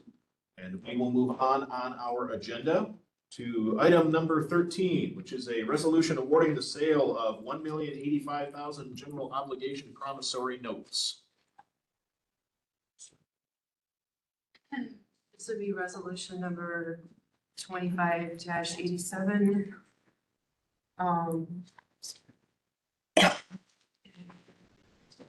Carol will be here to go over that resolution Yes. from Wisconsin Public Finance Professionals. Is here right now. Yeah, go ahead, Carol. Okay, thank you. Okay, thank you for the opportunity to present. The last time I appeared before you was virtually at your September 16th meeting. At that meeting, the county board took action on an initial resolution, which is the first step that the county board has to take to give itself authority to do a borrowing in the future. Okay, now we're at that point where we're actually doing the borrowing. So since then, we prepared the county for going into the municipal bond market with the preparation of what's called an official statement. I mean, this is an example of what that looks like. So it's a booklet. It's like a prospectus that you would get if you, as an individual, was investing in a security, in an investment. Okay, so this goes out into the municipal bond market. It's used to solicit interest from underwriters. It's also used to be sent to investors who are really the providers of the money. So this is for $1,085,000. They're called general obligation promissory notes. After this has been out in the market for a few days, then we contact underwriters and ask if they are interested in submitting their bid. All bids were due this morning at 10:30. So we received 4 bids, and the winning bidder came from a firm called Piper Sandler and Company out of New York. The net interest rate on that was, or true interest rate is 4.57%. The other 3 bids came from firms in Minneapolis and Illinois and Pennsylvania. The highest was a 5.25%. So there's quite a range in those bids. Okay, so so that's the 4.57. The underwriter, when they submit a bid, they say, we will give you the $1,085,000, and depending on how they sell the bonds to investors, there is some premium that comes from the investors. So they also are going to send you back a few dollars in premium. And the reason it's only $607 is because there was more dollars generated in that premium, but the underwriter keeps some of that to pay himself. That's how he gets compensated. Okay, so the principal and interest that will come due on March 1 of 2026 will then be paid off with the levy of taxes, part of your debt service levy. Okay, so that will be used. It'll be collected in January, February, and by March 1, this is all paid off. Okay, so they're short-term general obligation notes. The closing will take place on November 19th. We try to push that off as far as possible because the money from this borrowing is going to be used for 2026 capital projects. Okay, so we try to put it off almost a month so that interest does not start until that closing date. So your notes will be outstanding from November 19th to March 1st of 2026. On November 19th, you will get the $1,085,000 that goes into the project account. The money can never be used for operating purposes. It can only be used for the projects, okay? And that's identified right in the resolution that you're considering tonight. You also get that little $600 and some of premium that goes into debt service, and that will stay there to be applied to your debt service in the next year. Because these are being sold as tax-exempt municipal securities, federal law comes into play as well. And that federal law requires the county to spend all of the borrowed money within 3 years. Now, it will be spent within a year, because these are for 2026. I'm just bringing to your attention what we have to comply with from a federal law standpoint. As we are going to be spending the money on capital projects, you are allowed to invest the proceeds at any yield that you can achieve. Okay, that money stays in the project account. Okay, so again, restrictions, the dollar amount you're borrowing, what it can be spent on, okay, cannot ever go into the operating budget because counties cannot borrow for operating expense. Okay, so the resolution that you're going to be considering is basically telling you what I just mentioned in terms of how much you're borrowing, what the purpose is, the fact that they're going to be paid off on March 1st of 2026, that we took bids, the winning bidder was Piper Sandler, the interest rate is 4.57%, and that they are tax exempt, so we are complying with not only state law, but federal law. It also has several exhibits attached to it. One of them is a copy of the bid, the actual bid form that the underwriter submits his bid on, and we have a copy of that for the county to execute as well tonight. There is an exhibit of the repayment schedule, the pricing schedule from the underwriter, and what the actual form of bond will look like, as well as the notice of sale that was sent out to the underwriters. Those are all exhibits that are attached to your resolution. So with that, I'm happy to answer questions. Any questions for Carol? This is a process we've done before as a county. Yes. Short-term borrowing every year, part of dealing with the state's levy limits, so we can put some of these capital costs on borrowed funds, which do come right out of the taxpayers' pockets on their property tax bills. But it gives us the flexibility to be able to accomplish some of these things that we couldn't do with operational revenue. Any questions? There are no questions. I'm looking for a motion to approve this resolution. Motion by Mr. McKee, second by Mr. Manning. And what's the resolution number? 2587. 2587, thank you. So I have a motion and a second. Any further discussion? Otherwise, all in favor of going ahead and borrowing this money, please say aye. Aye. Unopposed. Resolution is adopted. We're going to need to take a short recess. Derek and I have to sign some papers here, so Carol can be on her way and go get us the money. We'll take a 5-minute recess. So if you need to stretch a little bit, we've been going for a while. We'll resume in 5 minutes. Question here? Board members, please take their seats.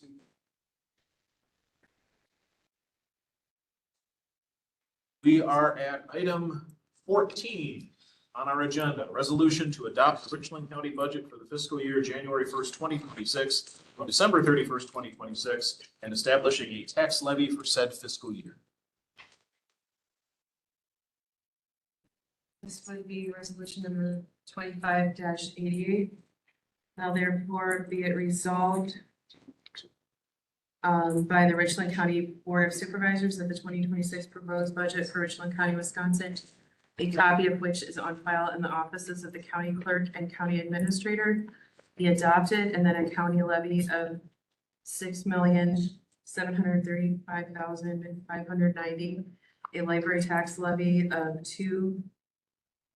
$209,465.64, a county bridge aid levy of $37,820, a chargeback levy of $990.54, and a county debt levy of $3,836,165.21.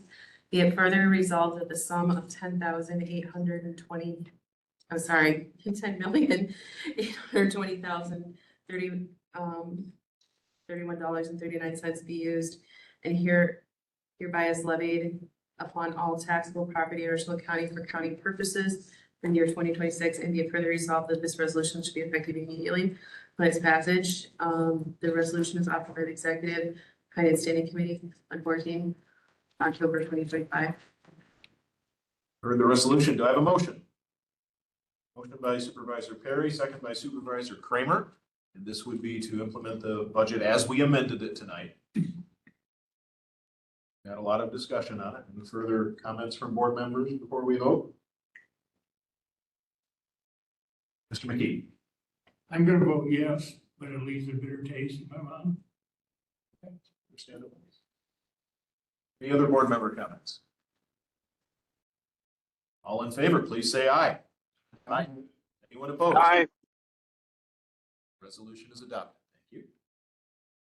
We're going to move item 27 on the agenda up to now to consider a resolution for the payment of CMS fines for Pine Valley Community Village.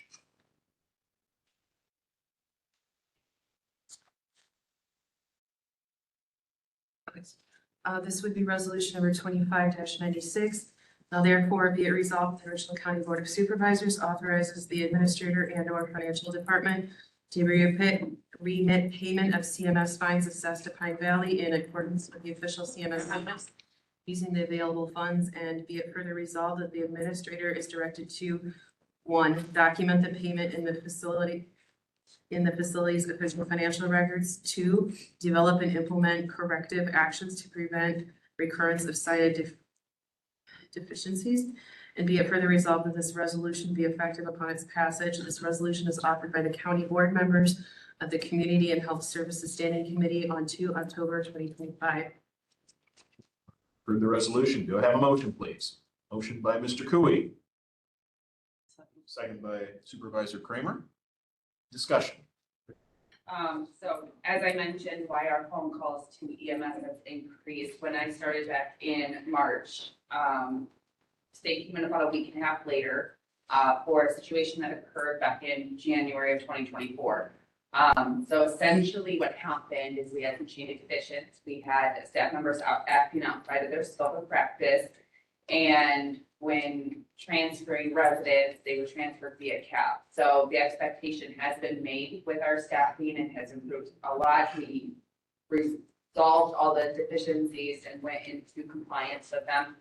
However, they gave us a nice little citation of $114,000, $440 that I do have to pay in order to maintain federal and state funding, and obviously not receive any additional compliance. Questions from the board? Mr. McKee. Who is that paid to? This is paid to CMS, our federal funders, so they are the ones that can oversee us at a federal level, and that is their requirement. Other questions? Hearing none. All those in favor say aye. Aye. Anyone opposed? Resolution's adopted. Thank you, Britt. All right, back up to item number 15, which is a resolution approving the town of Ithaca's rezoning of a portion of partial 016-1411-40. This would be resolution number 25-89.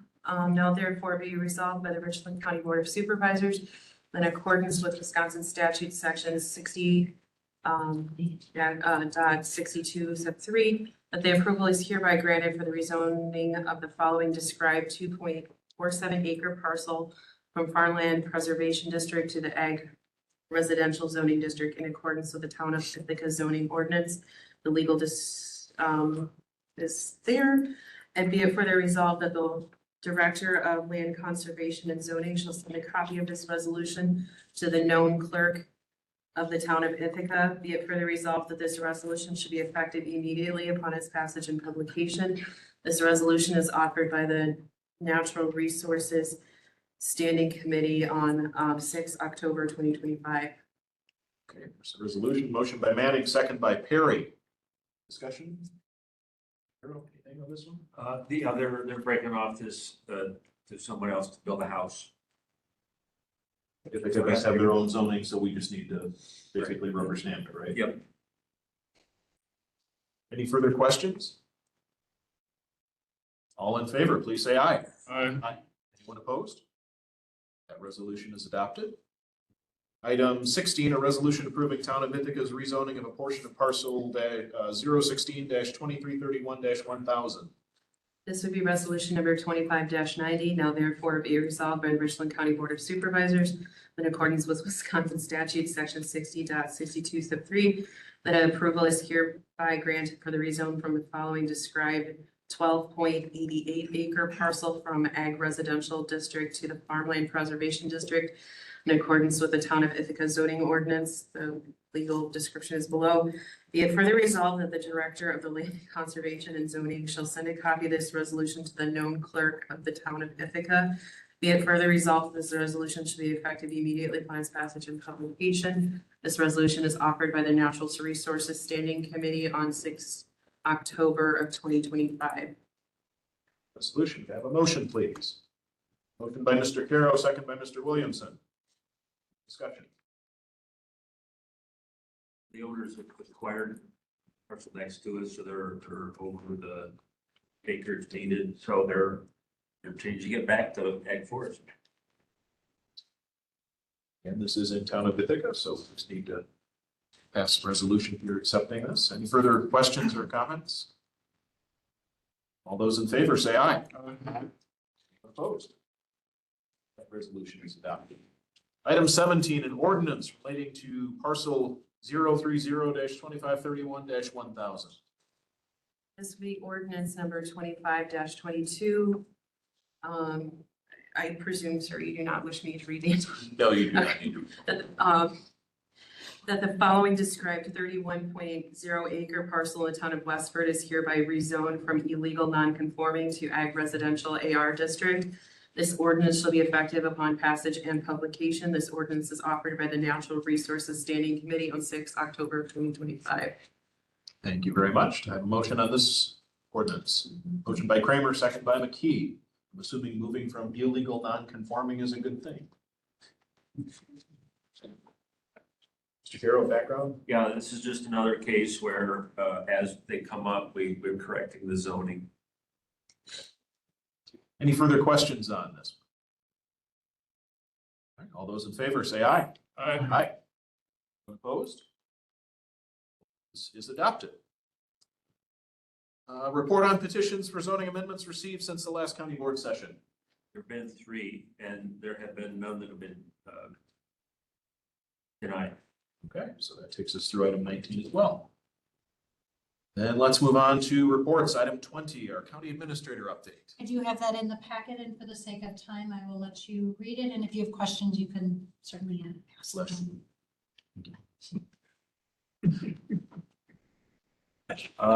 Anybody have questions for the administrator on her report?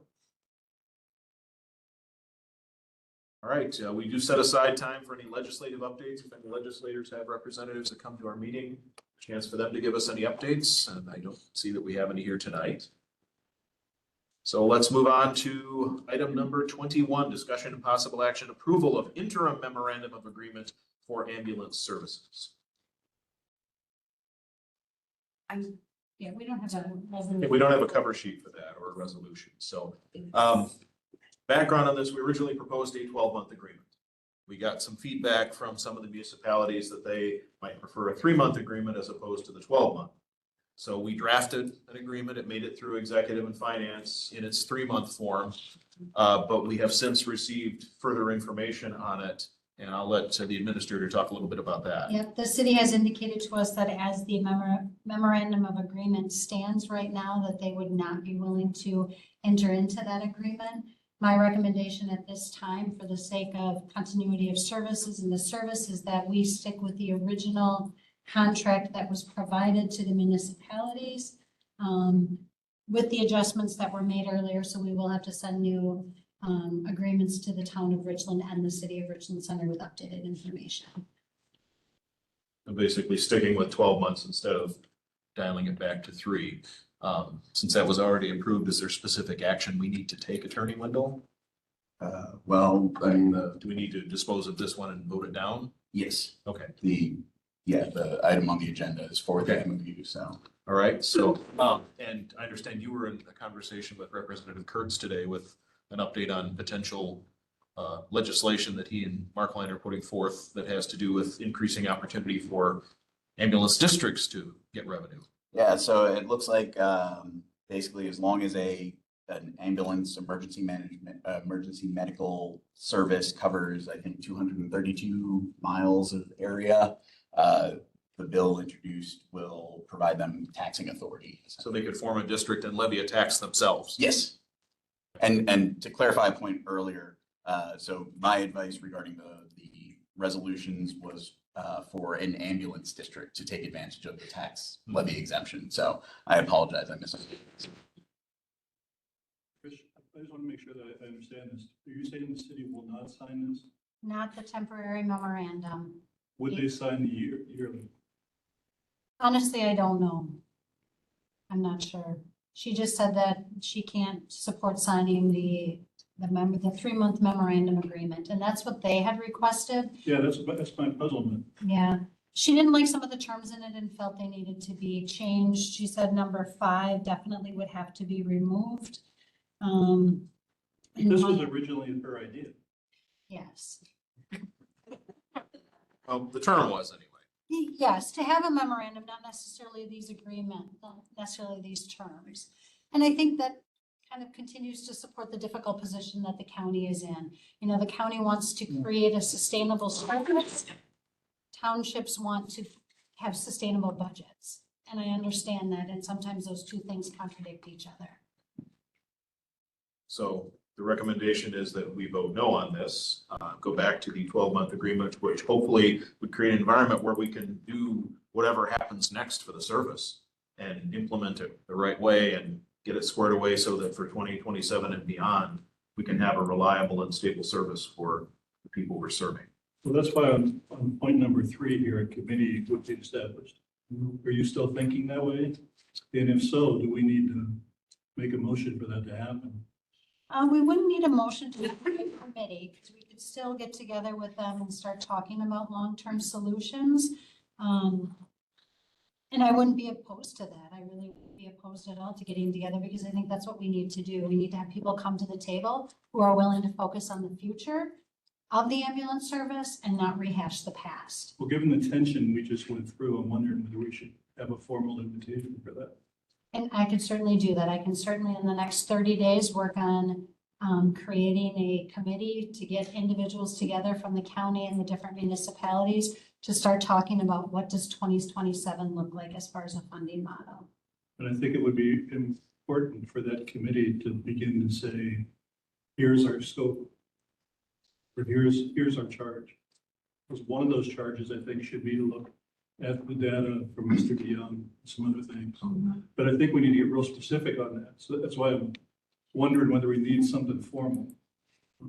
I do know on executive and finance next week, we have the ambulance service on the agenda.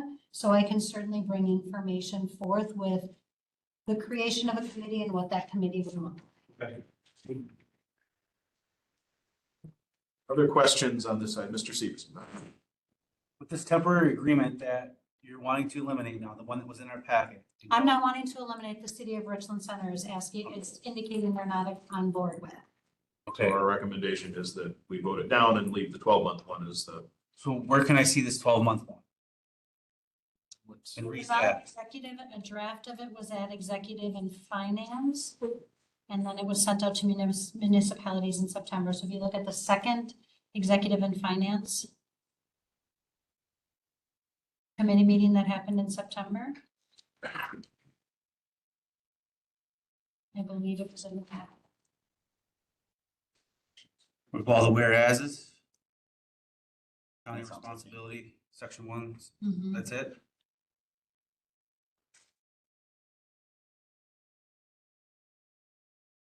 Yes. Starts with Richland County EMS service contract. Yeah.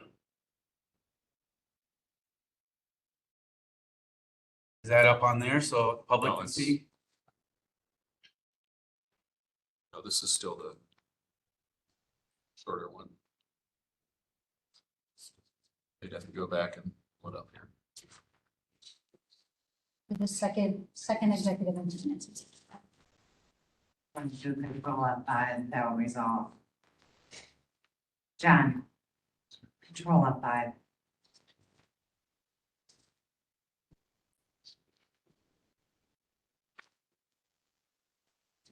Can you give a brief overview of what's in this contract right now? What the agreement is that the county will provide municipalities with EMS services, that we would be fully licensed and in compliance with all the regulations that we have to follow. We would have in-service training for the staff that we would prepare and maintain necessary paperwork requirements, and would prepare for the municipalities on a semi-annual basis, a statistical summary of all their calls, broke down by call type. And then we would keep complete record of the service. We would have insurance coverage, that the municipalities would maintain the roads, that they would have all residents identified by a number. We have the driveway ordinance in there. Then there's a financial agreement that it talked about the per call totals. And that's how we would be billing the municipalities, that we would invoice the municipalities on a quarterly basis. It says that the county will not add any additional fees. And it talks about such fees as special events. So once the municipalities get their contract and it's agreed upon, that's how it is. And then the county would provide its audit as requested. We then have the non-discrimination, limit on relation of parties. The terms of the agreement would be for 1 year and then terminate on January 1, 2027. We did talk about in here that each entity, I believe, would give a 90-day notice if they were going to withdraw from the service. 60-day notice if they were going to withdraw from the service. 60-day written notice. And a big part of that is, you know, there was a lot of discussions earlier this year about municipalities possibly not staying with the service. We need to give our staff appropriate notice if the service is no longer going to be in effect. Questions? Mr. Severson, go ahead. Section 3, financial arrangements. What we did tonight, is that reflected in this document? I think we'd have to update this document to reflect our changes tonight.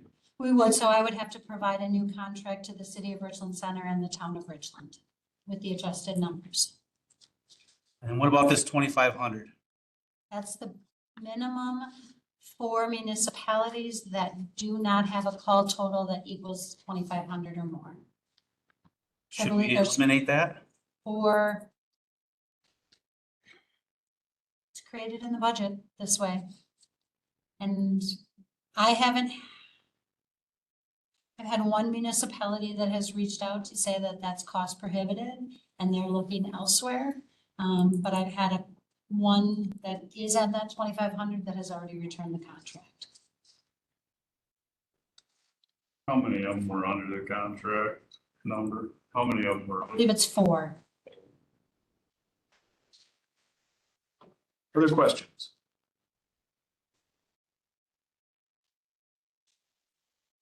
And so the matter before us is that 3-month interim agreement. All those in favor of offering? Yes, looking for a motion. First to get it on the floor, motion by Schoonover, second by Manning. Thank you. So now it's on the floor, and so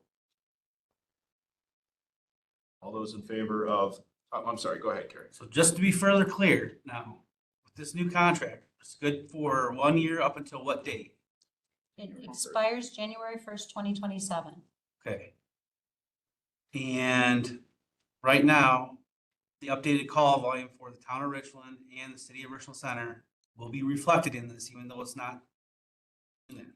Because in this current contract, if you go, John already left there. I get that. The base contract has totals with just a line. So that's information that will have to be added in and provided individually to each municipality. So I will provide new contracts tomorrow morning to the city of Richland Center and the town of Richland. Can this be amended at any other time? Any time, as long as the parties agree to it in writing. Okay. Which would become part of the mission of that committee to review that. Other questions? We've got you covered. This is 27 News at 10. All right. If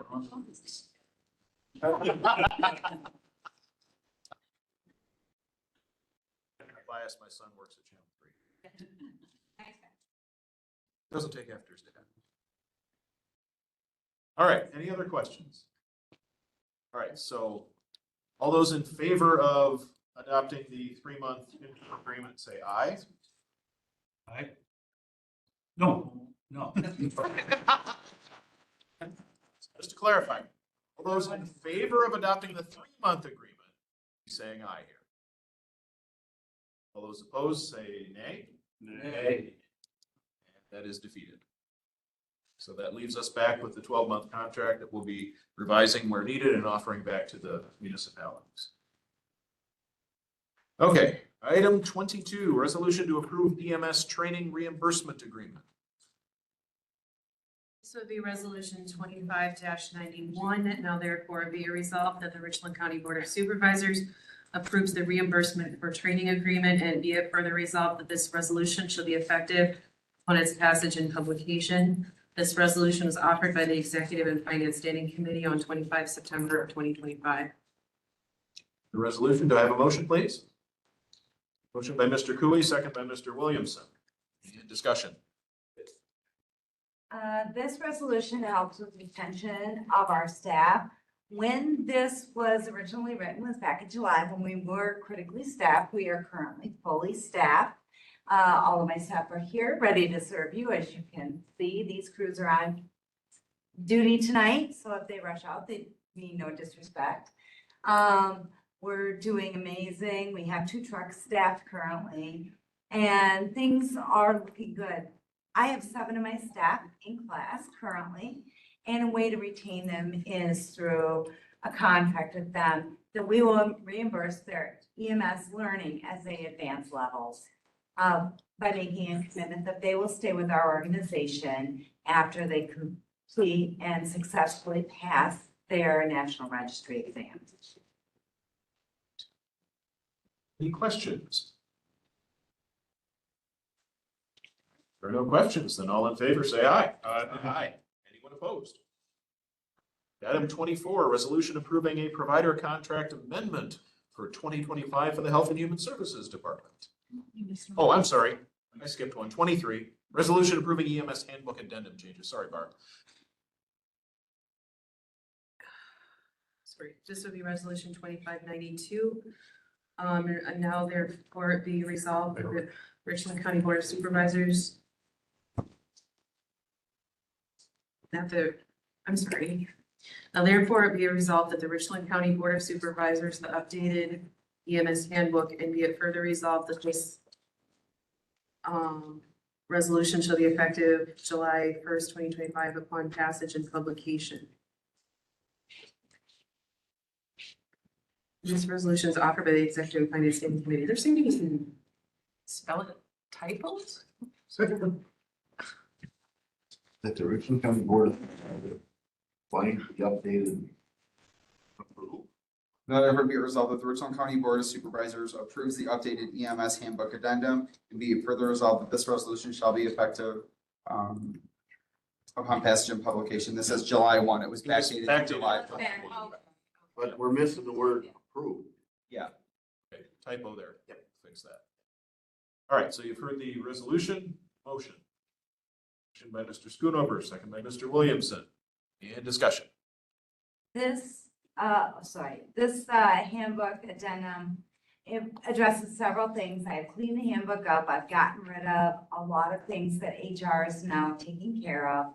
So we've shortened the handbook significantly, but the especially important area is the vacation. County made changes on July 1st to the way that vacation was given to employees on start. EMS was inadvertently left out from that to make their employees have equal opportunity as all other county employees.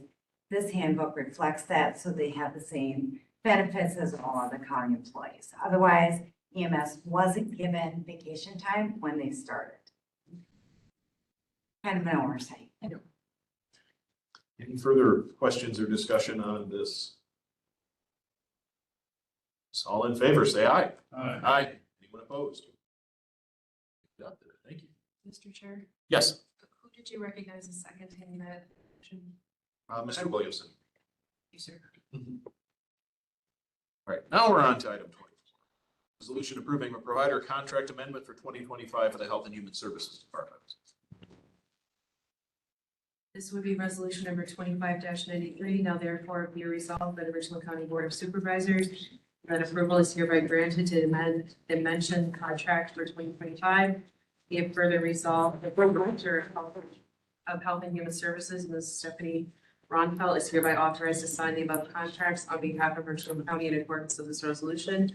And be it further resolved that this resolution shall be effective immediately upon its passage and publication. This resolution pardon me, was offered by the county board members of the Community and Health Services Standing Committee on 2 October 2025. Okay. The resolution, do I have a motion? Motion by Mr. McKee, second by Mr. Manning. And discussion on this, I believe Stephanie is online with us. Hi, yes, I sure am, and I apologize. My camera keeps like going in and out. It's strange. So every year we do contracts, anticipating what we might spend using certain providers in the next year. And we're noticing that for Red Mabel Consulting Services, who we use for our comprehensive community services program, is going to exceed the current contract amount. So we need to increase that to $220,000 to hopefully finish us out for the year. And this is in our budget, funded through our CCS Medicaid allocation or funding budget. Anybody have questions on this one? If not, all in favor say aye. Aye. When opposed? Resolution is adopted. Thank you. Item 25, a resolution approving Richland County's participation in a state program providing specialized transportation assistance. This would be resolution number 25-94. Now therefore be it resolved by the Richland County Board of Supervisors that the Richland County Department of Health and Human Services and its director are hereby authorized to prepare and submit to the Wisconsin Department of Transportation an application for assistance during 2026 under Wisconsin State Statute Section 85.21 in accordance with the requirements issued by the Department of Transportation, and the county board also authorizes the obligation of county funds in the amount needed in order to provide the required local match. And be it further resolved that a sum of not less than $15,978 of the amount budgeted for transportation funds for the Department of Health and Human Services transportation account in 2026, Richland County budget shall be used as the approximate 20% county match cost share portion of this program for specialized transportation assistance, which county contribution will enable Richland County to receive $79,889 grant, which has been allocated to Richland County for 2026 by the Wisconsin Department of Transportation in accordance with Wisconsin statute section 85.21. And be it further resolved that the director of the Department of Health and Human Services, Ms. Stephanie Ronfeld, is hereby authorized to execute a state aid contract with the Wisconsin Department of Transportation under Wisconsin statutes section 85.21 on behalf of Richland County. And be it further resolved that this resolution should be effective immediately upon its passage and publication. This resolution is offered by the county board members of the Community and Health Services Standing Committee on 2 October 2025. You've heard the resolution. Looking for a motion. By Kramer, second by Schoonover. And discussion on this one. Go ahead, Stephanie. Sure. So this is actually a grant that we apply for every year. It provides some significant funding for our transportation program. These particular dollars are used to provide travel for medical appointments, nutrition and work-related activities. Like I just said, we take people to medical appointments. We do other trips as well. It's for our public transportation bus routes into the outlying communities.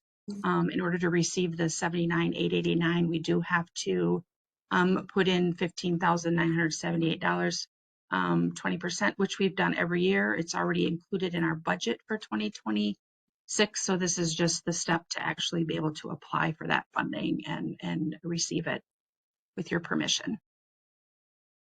Anyone have questions? Not, all in favor, say aye. Aye. Anyone opposed? Resolution is adopted. Item 26, a resolution urging the state of Wisconsin to provide funding to offset the county fiscal impact caused by the enacted federal SNAP changes and to work with counties to ensure adequate resources for the administration of food share and related programs. This would be resolution number 25-95. Now therefore be it resolved that the Richland County Board of Supervisors urges the state of Wisconsin to provide funding to offset the county fiscal impact caused by the enacted federal SNAP changes and work with counties to ensure adequate resources for the administration of food share and related programs.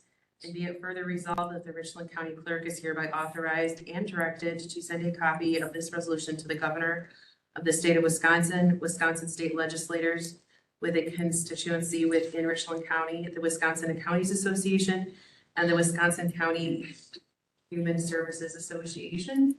This resolution is offered by the county board members of the Community and Health Services Standing Committee on 2 October. Resolution, do I have a motion, please? Motion by McKee, second by Miller. And discussion.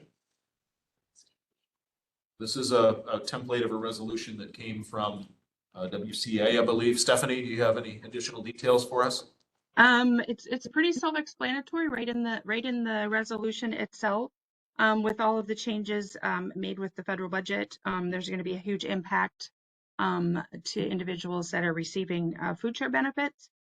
Several eligibility changes that's going to have an impact, but as well, the state themselves are facing financial punishment if we have error rates over 6%. So this resolution is asking for additional state dollars to be able to increase our ability to do some quality assurance checks to keep that error rate low, because it will obviously, the error rate, the punishment would get charged to the states, and as we probably can guess, that would trickle down to the counties. So we're trying to get some additional dollars that way. And then also to another, a big change is normally if we go over our allocation, historically we've been able to get back 50%, like a 50-50 match, like for every dollar we get 50 cents back. And they're changing that to where we'd only get 25 cents back. So this is just a resolution to send on to the powers that be to hopefully provide this additional funding to counties. All right, thank you. Anybody with questions or comments? Not all those in favor of the resolution, please say aye. Aye. Anyone opposed? Resolution is adopted. Thank you. All right, we already did item 27, so moving on to item 28, a resolution amending the sheriff's addendum to the Handbook of Personnel Policies and Work Rules. This would be resolution number 25-97. Now therefore be resolved by the Richland County Board of Supervisors that approval is hereby granted to amend the sheriff's addendum to the Handbook of Personnel Policies and Work Rules by adding the day after Thanksgiving and Good Friday as paid holidays. Be it further resolved that this resolution should be effective January 1st, 2026. This resolution is offered by the Public Safety Standing Committee on 3 October 2025. Okay, for the resolution, motion by Mr. Manning, second by Mr. Schoonover, and discussion. Mike? Yeah, again, so we're looking to bring our addendum to the handbook up to match what the current county handbook says. So adding the 2 holidays of Thanksgiving and Good Friday. Or sorry, day after Thanksgiving and Good Friday. Anybody have questions? Are we really allowed to say Good Friday? For now, yes. It's in our handbook, so. Other questions? There are no more questions. All those in favor say aye. Aye. Aye. Anyone opposed? Let's move on to item 29, resolution approving the sheriff's office to enter into a contract with Elior Summit Correctional Services to provide meal services to the Richland County Jail. This would be resolution number 25-98. Now therefore be it resolved by the Richland County Board of Supervisors that approval is hereby granted for the Richland County Sheriff's Office to enter the listed provider contract for 2026, and be it further resolved that Sheriff Clay Porter is hereby authorized to sign the above contract on behalf of Richland County in accordance with this resolution. And be it further resolved that this resolution should be effective upon its passage and publication. This resolution was offered by the Public Safety Standing Committee on 3 October 2025. For that resolution, a motion for approval. Motion by Supervisor Kramer, second by Perry. And discussion on this one. So our current contract for jail meals expires in January. So we're in need of a new one. This was put out for bid. I used VendorNet. I directly contacted, I believe it was 4 or 5 potential vendors directly. And then I used VendorNet. I think that went up to around a dozen more potential vendors for us. And we only got 2 responses back. This was the best deal for the county. They are our current provider as well, and they're looking to continue that. The proposal that I was given was open-ended for dates. I'm looking to sign for a year right now while we explore some other cost-saving options for the county. So, but we need to get that locked in for next year. Sheriff, you're satisfied with the service we have already? Yeah, it's, I would say that we've had struggles with them, but when we've had challenges, they've worked to address them. So, we've had a pretty good relationship.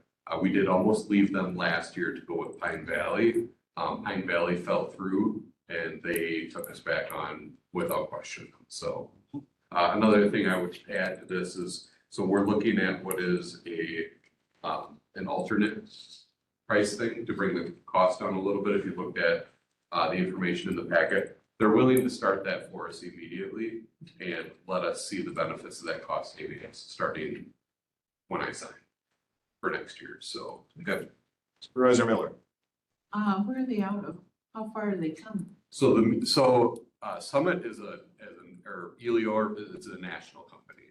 Our meals come from Lancaster, from the Grant County Jail. So, and that's kind of when I mentioned a cost savings thing. I'm trying to figure out a way we can make them here. So, or would like to figure that out. Other questions? We had in the past had it made here locally. That vendor fell through, correct? Yes, yep. So they were previously made at Schmidt Woodland Hills. This was back when it was called Avians, which is actually what Elior is now. But yeah. Other questions? Those in favor of the resolution, please say aye. Aye. Opposed? Resolution is adopted. Item number 30, a resolution approving a proclamation recognizing Crash Responder Safety Week. This would be resolution number 25-99. Now therefore, I, Tricia Clemens, County Administrator, do hereby proclaim the week of November 17 through 21, 2025 as Crash Responder Safety Week, and ask all citizens to support this initiative to keep those who respond to emergencies safe. All right. A motion by Mr. Schoonover for second. Second by Mr. Williamson. And discussion, this is another resolution that came before us that we were asked to adopt. Yes, yes. I expect to see your picture on the page for signing that. So really, this is just to raise awareness about the dangers faced by law enforcement officers, firefighters, emergency service, medical service individuals, tow truck operators, and other crash responders. And it really just outlines the risk that they take and ask all citizens to support this initiative. Any questions? Those in favor of the proclamation, please say aye. Aye. Aye. Opposed? We're up to item number 31, a resolution approving a timekeeping policy and associated handbook update. This would be resolution number 25-100. Now therefore be it resolved by the Richland County Board of Supervisors that the timekeeping policy and associated handbook update are approved. Be further resolved, this resolution shall be effective upon its passage and notification. This resolution is offered by the Executive and Finance Standing Committee on 14 October 2025. It's the resolution, motion by Perry, second by Manning. Trish. So there are two parts of this. The first is the handbook update. So on the draft that says time reporting and it's number 13, that is the handbook update. And then the second part is the timekeeping policy, which is shown right there. Really just want to outline expectations of employees for their timekeeping. One of the things we've really talked about is trying to get things in writing so that staff are fully well aware of what the expectations are. Anyone with questions? All in favor of adopting the new policy, say aye. Aye. Opposed? Very good. On to item 32, a resolution approving updates to the Richland County procurement policy.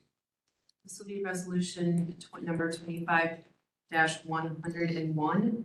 Now therefore be it resolved by the Richland County Board of Supervisors that updates to the Richland County procurement policy are approved as presented. Be it further resolved, this resolution will be effective immediately upon passage. The resolution was offered by the Executive and Finance Standing Committee on 14 October 2025. The resolution, motion. Motion by Supervisor Miller, second by Schoonover. Discussion. So this is something that was approved last November, I believe. And there was feedback from department heads that it sometimes was hard to read, sometimes hard to follow. When Leanna Pick started as our finance director, I gave her the task of updating this. She has updated it. She made it more readable, organized things differently. And then set consistent limits across departments, but then also raise limits for the county administrator to approve on the ability to approve different contracts and expenses as long as they were already approved in the budget or the capital improvement. Questions on these updates?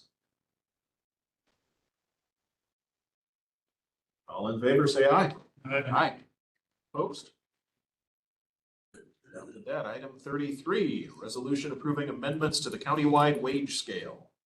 This would be resolution number 25-102. Now therefore be it resolved by the Richland County Board of Supervisors that updates to the countywide wage scale be approved. Be it further resolved, this resolution should be effective immediately upon its passage. This resolution is offered by the Executive and Finance Standing Committee on 14 October 2025. That resolution. Who'd like to make the motion? Motion by Kramer, second by Williamson. So when we did the common class study last year, one of the things that we engaged with DDA on would be to have our wage scale reviewed on a yearly basis and have a third of the staff reviewed. So the two asks at this point in time are to update the new wage scale that she presented. What was added was step 10 and 11. What was found was that we were not competitive on the top end of our wages, but we were on the start end. So we added step 10 and 11. I believe there may only be one or two people that are impacted by that right at this moment. Otherwise, this will be something that will impact people in the future. The other piece is on page 10 of the document, listed the different positions that should have a grade adjustment based on either the market or their job duties that have changed for their job duty changes. So we're asking that those 10 positions have the grade adjustments approved as recommended along with the updated wage scale. Are Pine Valley RNs and nurses on that? They are. There was one position that Brittany had concerns about, and so I am working with her and Tessa from DDA to review. And if there are changes made on that one, we will be bringing that back. But for now, yes. Pine Valley actually had a couple of grade increases for a couple of their positions. Oh, they're having a hard time finding nurses. Yes. Other questions?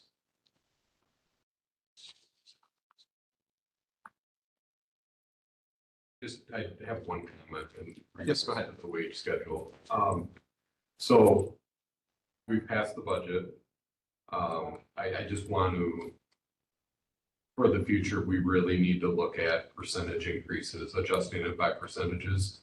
Because this may not be for every department, but it's certainly going to affect mine, is that we're gonna run into a really serious wage compression issue with just giving step increases while our union staff continues to get percentage increases. So it's like, when you do the math, it's coming at us really fast. So we might be able to get by with it this year, but it's not gonna last very long. Any other questions or comments? Mr. Perry? Back in dark ages, when I was on the city council, we used to alternate between percentage and dollar amounts. Otherwise, top and the bottom get too far. That's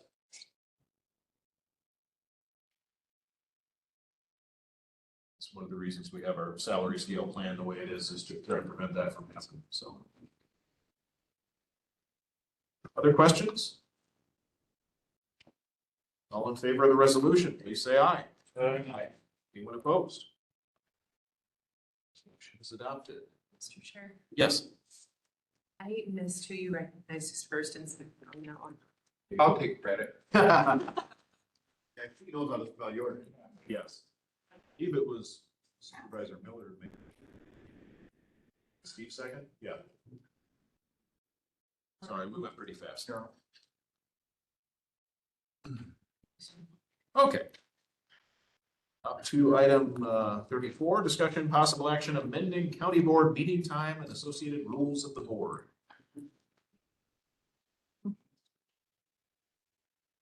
So there's no resolution prep for this one. Okay. It was brought up as a future agenda item at the last county board meeting to put as discussion possible action for this meeting.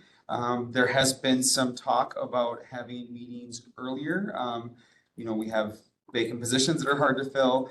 And for the reasons outlined in the agenda cover you have there, it does increase an earlier start time. So for example, a 5 p.m. start time would allow for increased staff availability. So when we're having meetings at 7, staff have been here all day. Some of them leave. For example, the non-metallic mining question would have been great if we could have called maybe Kathy Cooper and said, hey, if you're around, please tell us what non-metallic mining is for land conservation purposes, because we don't all know that.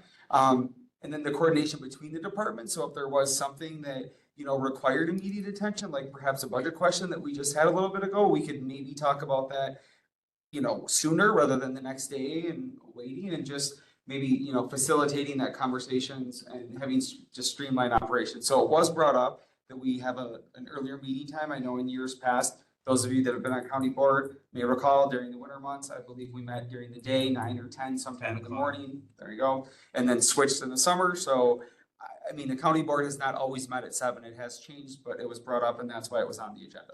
Motion to approve. We haven't said anything yet.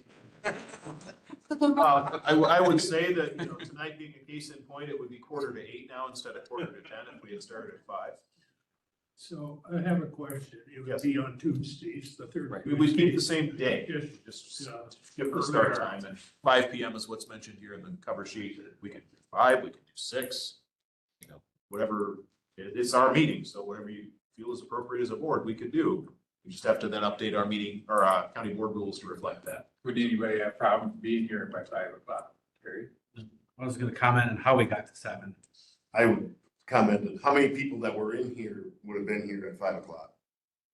Besides us. On Tuesday. In the gallery, how many people, that's part of what this is. I would ask for 6 o'clock. I'd vote for 6. Supervisor Thompson spoke, paying it 6 o'clock, okay.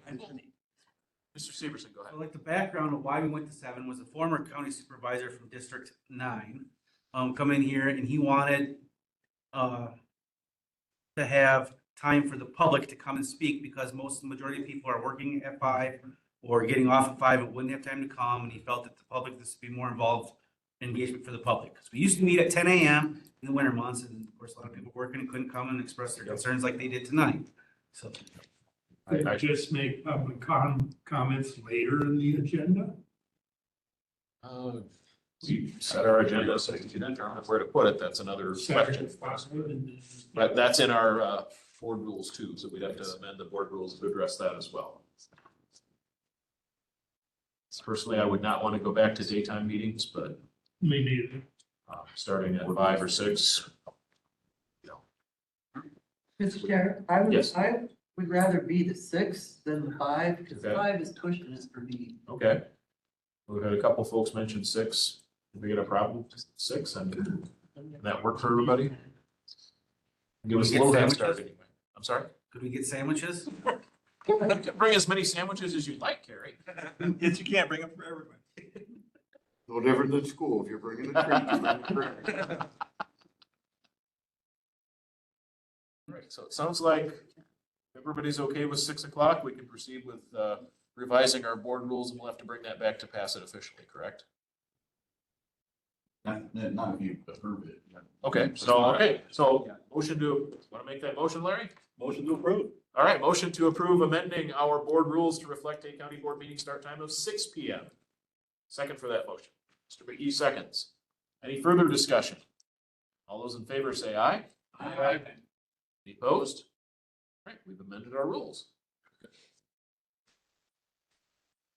All right, that brings us to item 35. Discussion and possible action, demolition of campus buildings and associated costs. So what we are doing is just looking to issue RFPs for the demolition of the building, and then we would possibly 3 buildings, and then we would bring that back to this committee for their approval. Going out to get a price. We With had just a ballpark estimate for somebody. Library, classrooms. Oh, Is it, wasn't it 2 for sure and a possible 3rd? Yes. That's what we're gonna do is get the cost so we would know what it would cost to do 2 or 3. Any other questions on that? Yes, Mr. Carroll. So, this is just get quotes, but it doesn't necessarily say we're gonna do it. Correct. We're not committed to actually doing it. We're just finding out. This is also some of the stuff we should be paid with that grant. That's correct. and we'll have costs, right?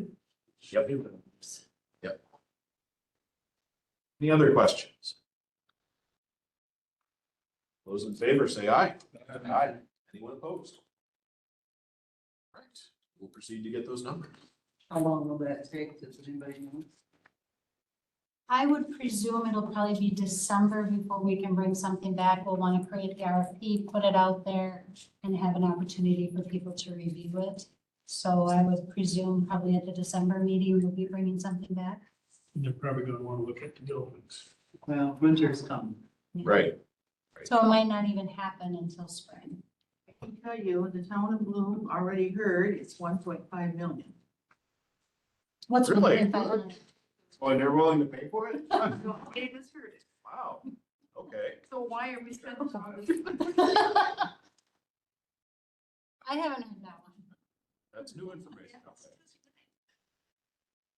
Okay. All right, item 36, closed session. The chair may entertain a motion to enter closed session pursuant to Wisconsin State Statutes 19.85 E, deliberating or negotiating the purchasing of public properties, the investing of public funds, or conducting other specified public business, whatever competitive or bargaining reasons require a closed session, sale of certain campus buildings to the Richland School District. Mr. Chair, before you entertain a motion on this, just a statement on how we ended up with a closed session.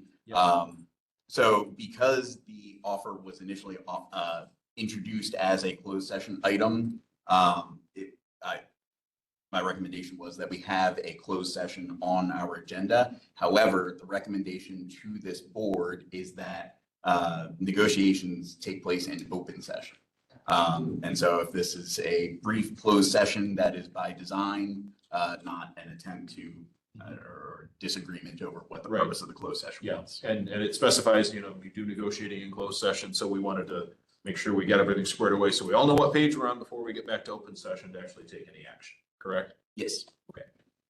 All right, so with that, I'd be looking for a motion to go into closed session. Mr. McKee moves, Mr. Schoonover seconds. All in favor of moving into closed session, please say aye. Aye. Anyone opposed? Please note that it was a unanimous vote to go into closed session. All right, so we can move into closed session and we can get our guests to step out, please. We are on item 38, discussion and possible action on items from the closed session. So do you want to start telling the story, Trish? We received an offer to purchase. Received back in July, I believe, July, an offer to purchase two of the buildings at the campus from the school district. So the Richland School District made an offer to purchase Melville Hall and the gymnasium. There were a few closed session meetings, and it was determined that these discussions should be held in open session. So that is where we are right now, is having a discussion about the purchase of the two buildings by the Richland School District. They're offering us $1. It's probably too much, but anyway. And there are certain terms to this agreement. I know people have expressed concern about Simons continuing to utilize the gym. The school district has indicated a willingness to enter into a written agreement that stipulates that Simons will continue to be able to use the gym. We talked with them about, where we draw lines for properties and stuff. We'll continue to have access to Simons, even though that's the chunk of property they're looking to take. There will be an easement, so we have access. The sign up by Highway 14 for Simons will be allowed to stay where it is, and they'll let us maintain it. So even though that ground around it would now belong to the Richland School District. What other things do we need to? I think the last thing is that the hope is for us to be able to use part of the grant to build a road from Hyde Drive to the Simons parking lot, so that that property would stay ours, so that we could build that road. And we've talked in Campus Reconfiguration Committee about building it so that it's to the standard of a city street and then conveying it to the city, so it becomes their street. And then that opens up access to not just Simons, but to the area then behind as well for potential future development. Mr. Manning. I take it there will be surveying done, and who's going to be responsible for that cost? So the school district will be responsible for the survey cost for that property. That's what they have in their offer. Yep, and we'll be drawing enough lines. We want to draw enough lines around Simon so they have property to grow on if they need to. That part we probably have to pay for, but the school district will pay for all the surveying of the property they want to pay. So I'm not opposed to the idea, right? What I question is the process.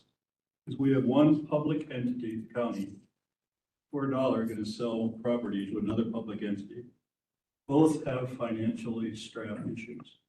So we're going to transfer property for $1 to increase somebody's cost that likely have to go to referendum once this referendum is done, because that's what they say in September. We had a public meeting in September between the city, the county, and the school district, and this was not mentioned. Right. That was less than 30 days ago. We had a natatorium board meeting last week, and this was not mentioned.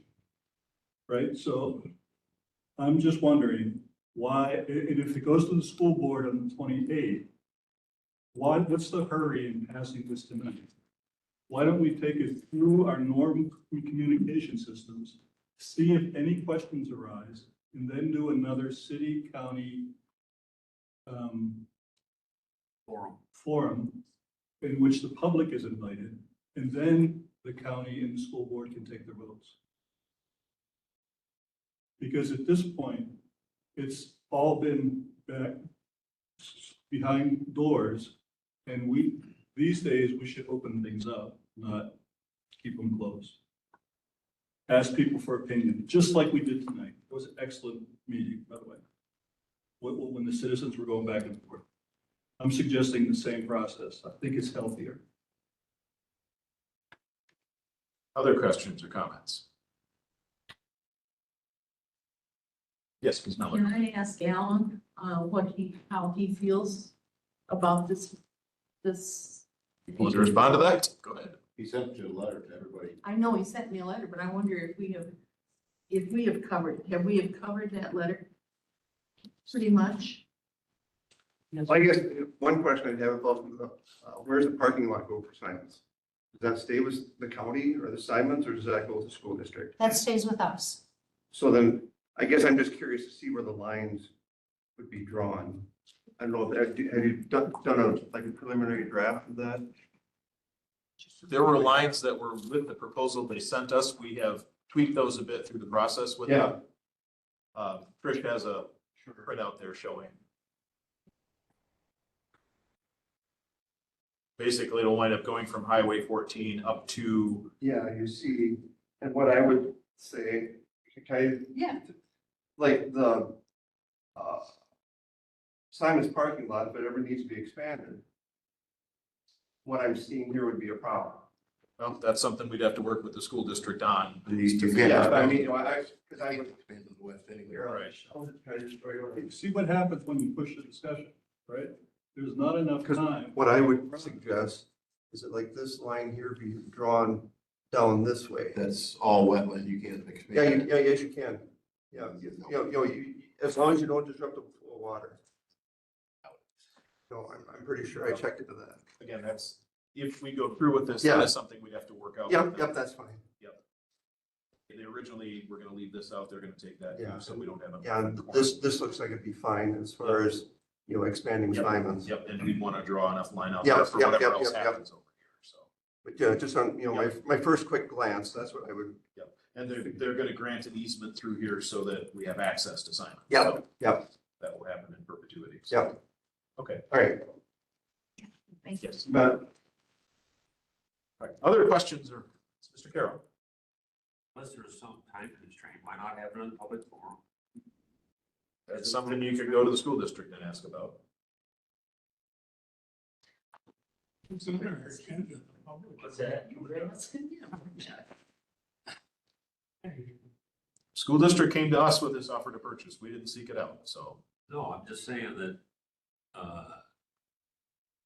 like Larry's saying, like there could be blowback. People feel like they haven't had a chance to say something. Why not just? You're not wrong, but I'm willing to let the school district figure out how they're gonna negotiate it. But if you both come out in public and say it, and get reaction, then we'll know what we're dealing with. I believe we're looking to And we come out still public take- and say it right now. Because I'm not sure what a month delay.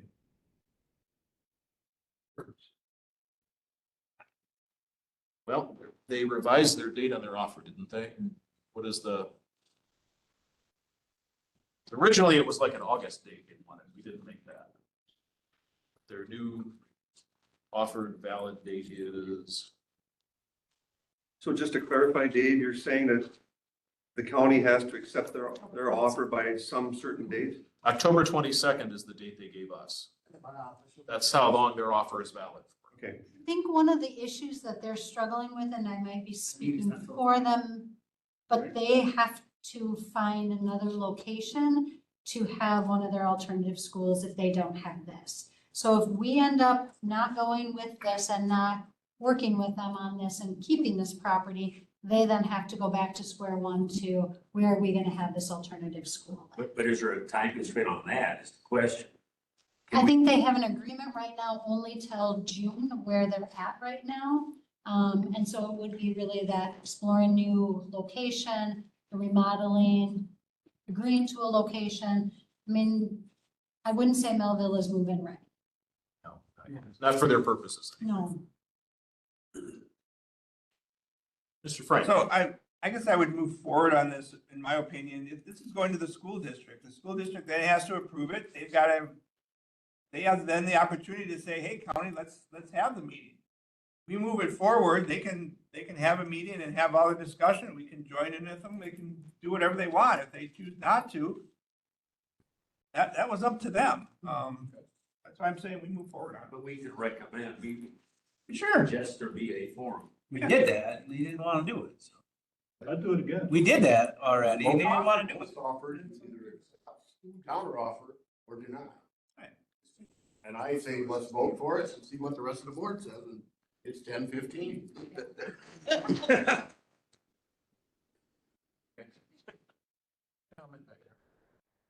Any other? Motion to proceed. Mr. Perry makes a motion to proceed, second by Mr. Manning. Any further discussion? Roll call vote, please. Here you go.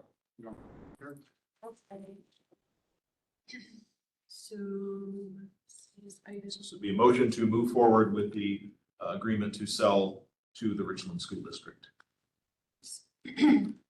Sir, yes would be for, and Yes is for moving forward, correct? Carol, Aye. Miller, Yes. Schoonover, Yes. Kramer, Yes. McKee, Yes. Engel, No. Hendricks.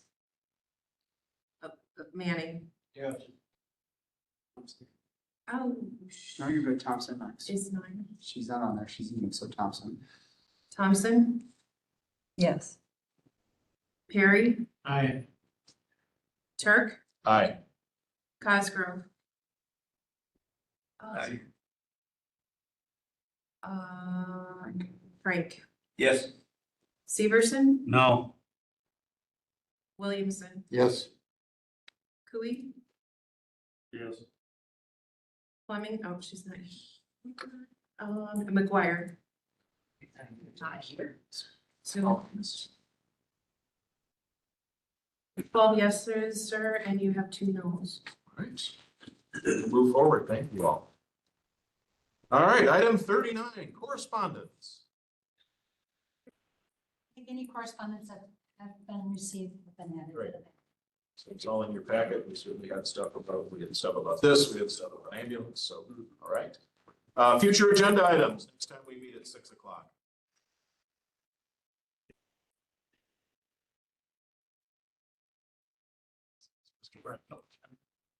I'm just gonna try and take his motion. I'm just gonna suggest that we let Supervisor Thompson make the motion to adjourn. Oh, okay, fair enough. So Supervisor Thompson makes the motion to adjourn, second by Manning. All in favor, say aye. When do Aye. we meet again? 6 PM, November, It's 11, I think it's the 18th, but let me double check the date. Okay. Just hang on. The 18th. November 18th, 6 PM. You'll have to come out of your deer blind.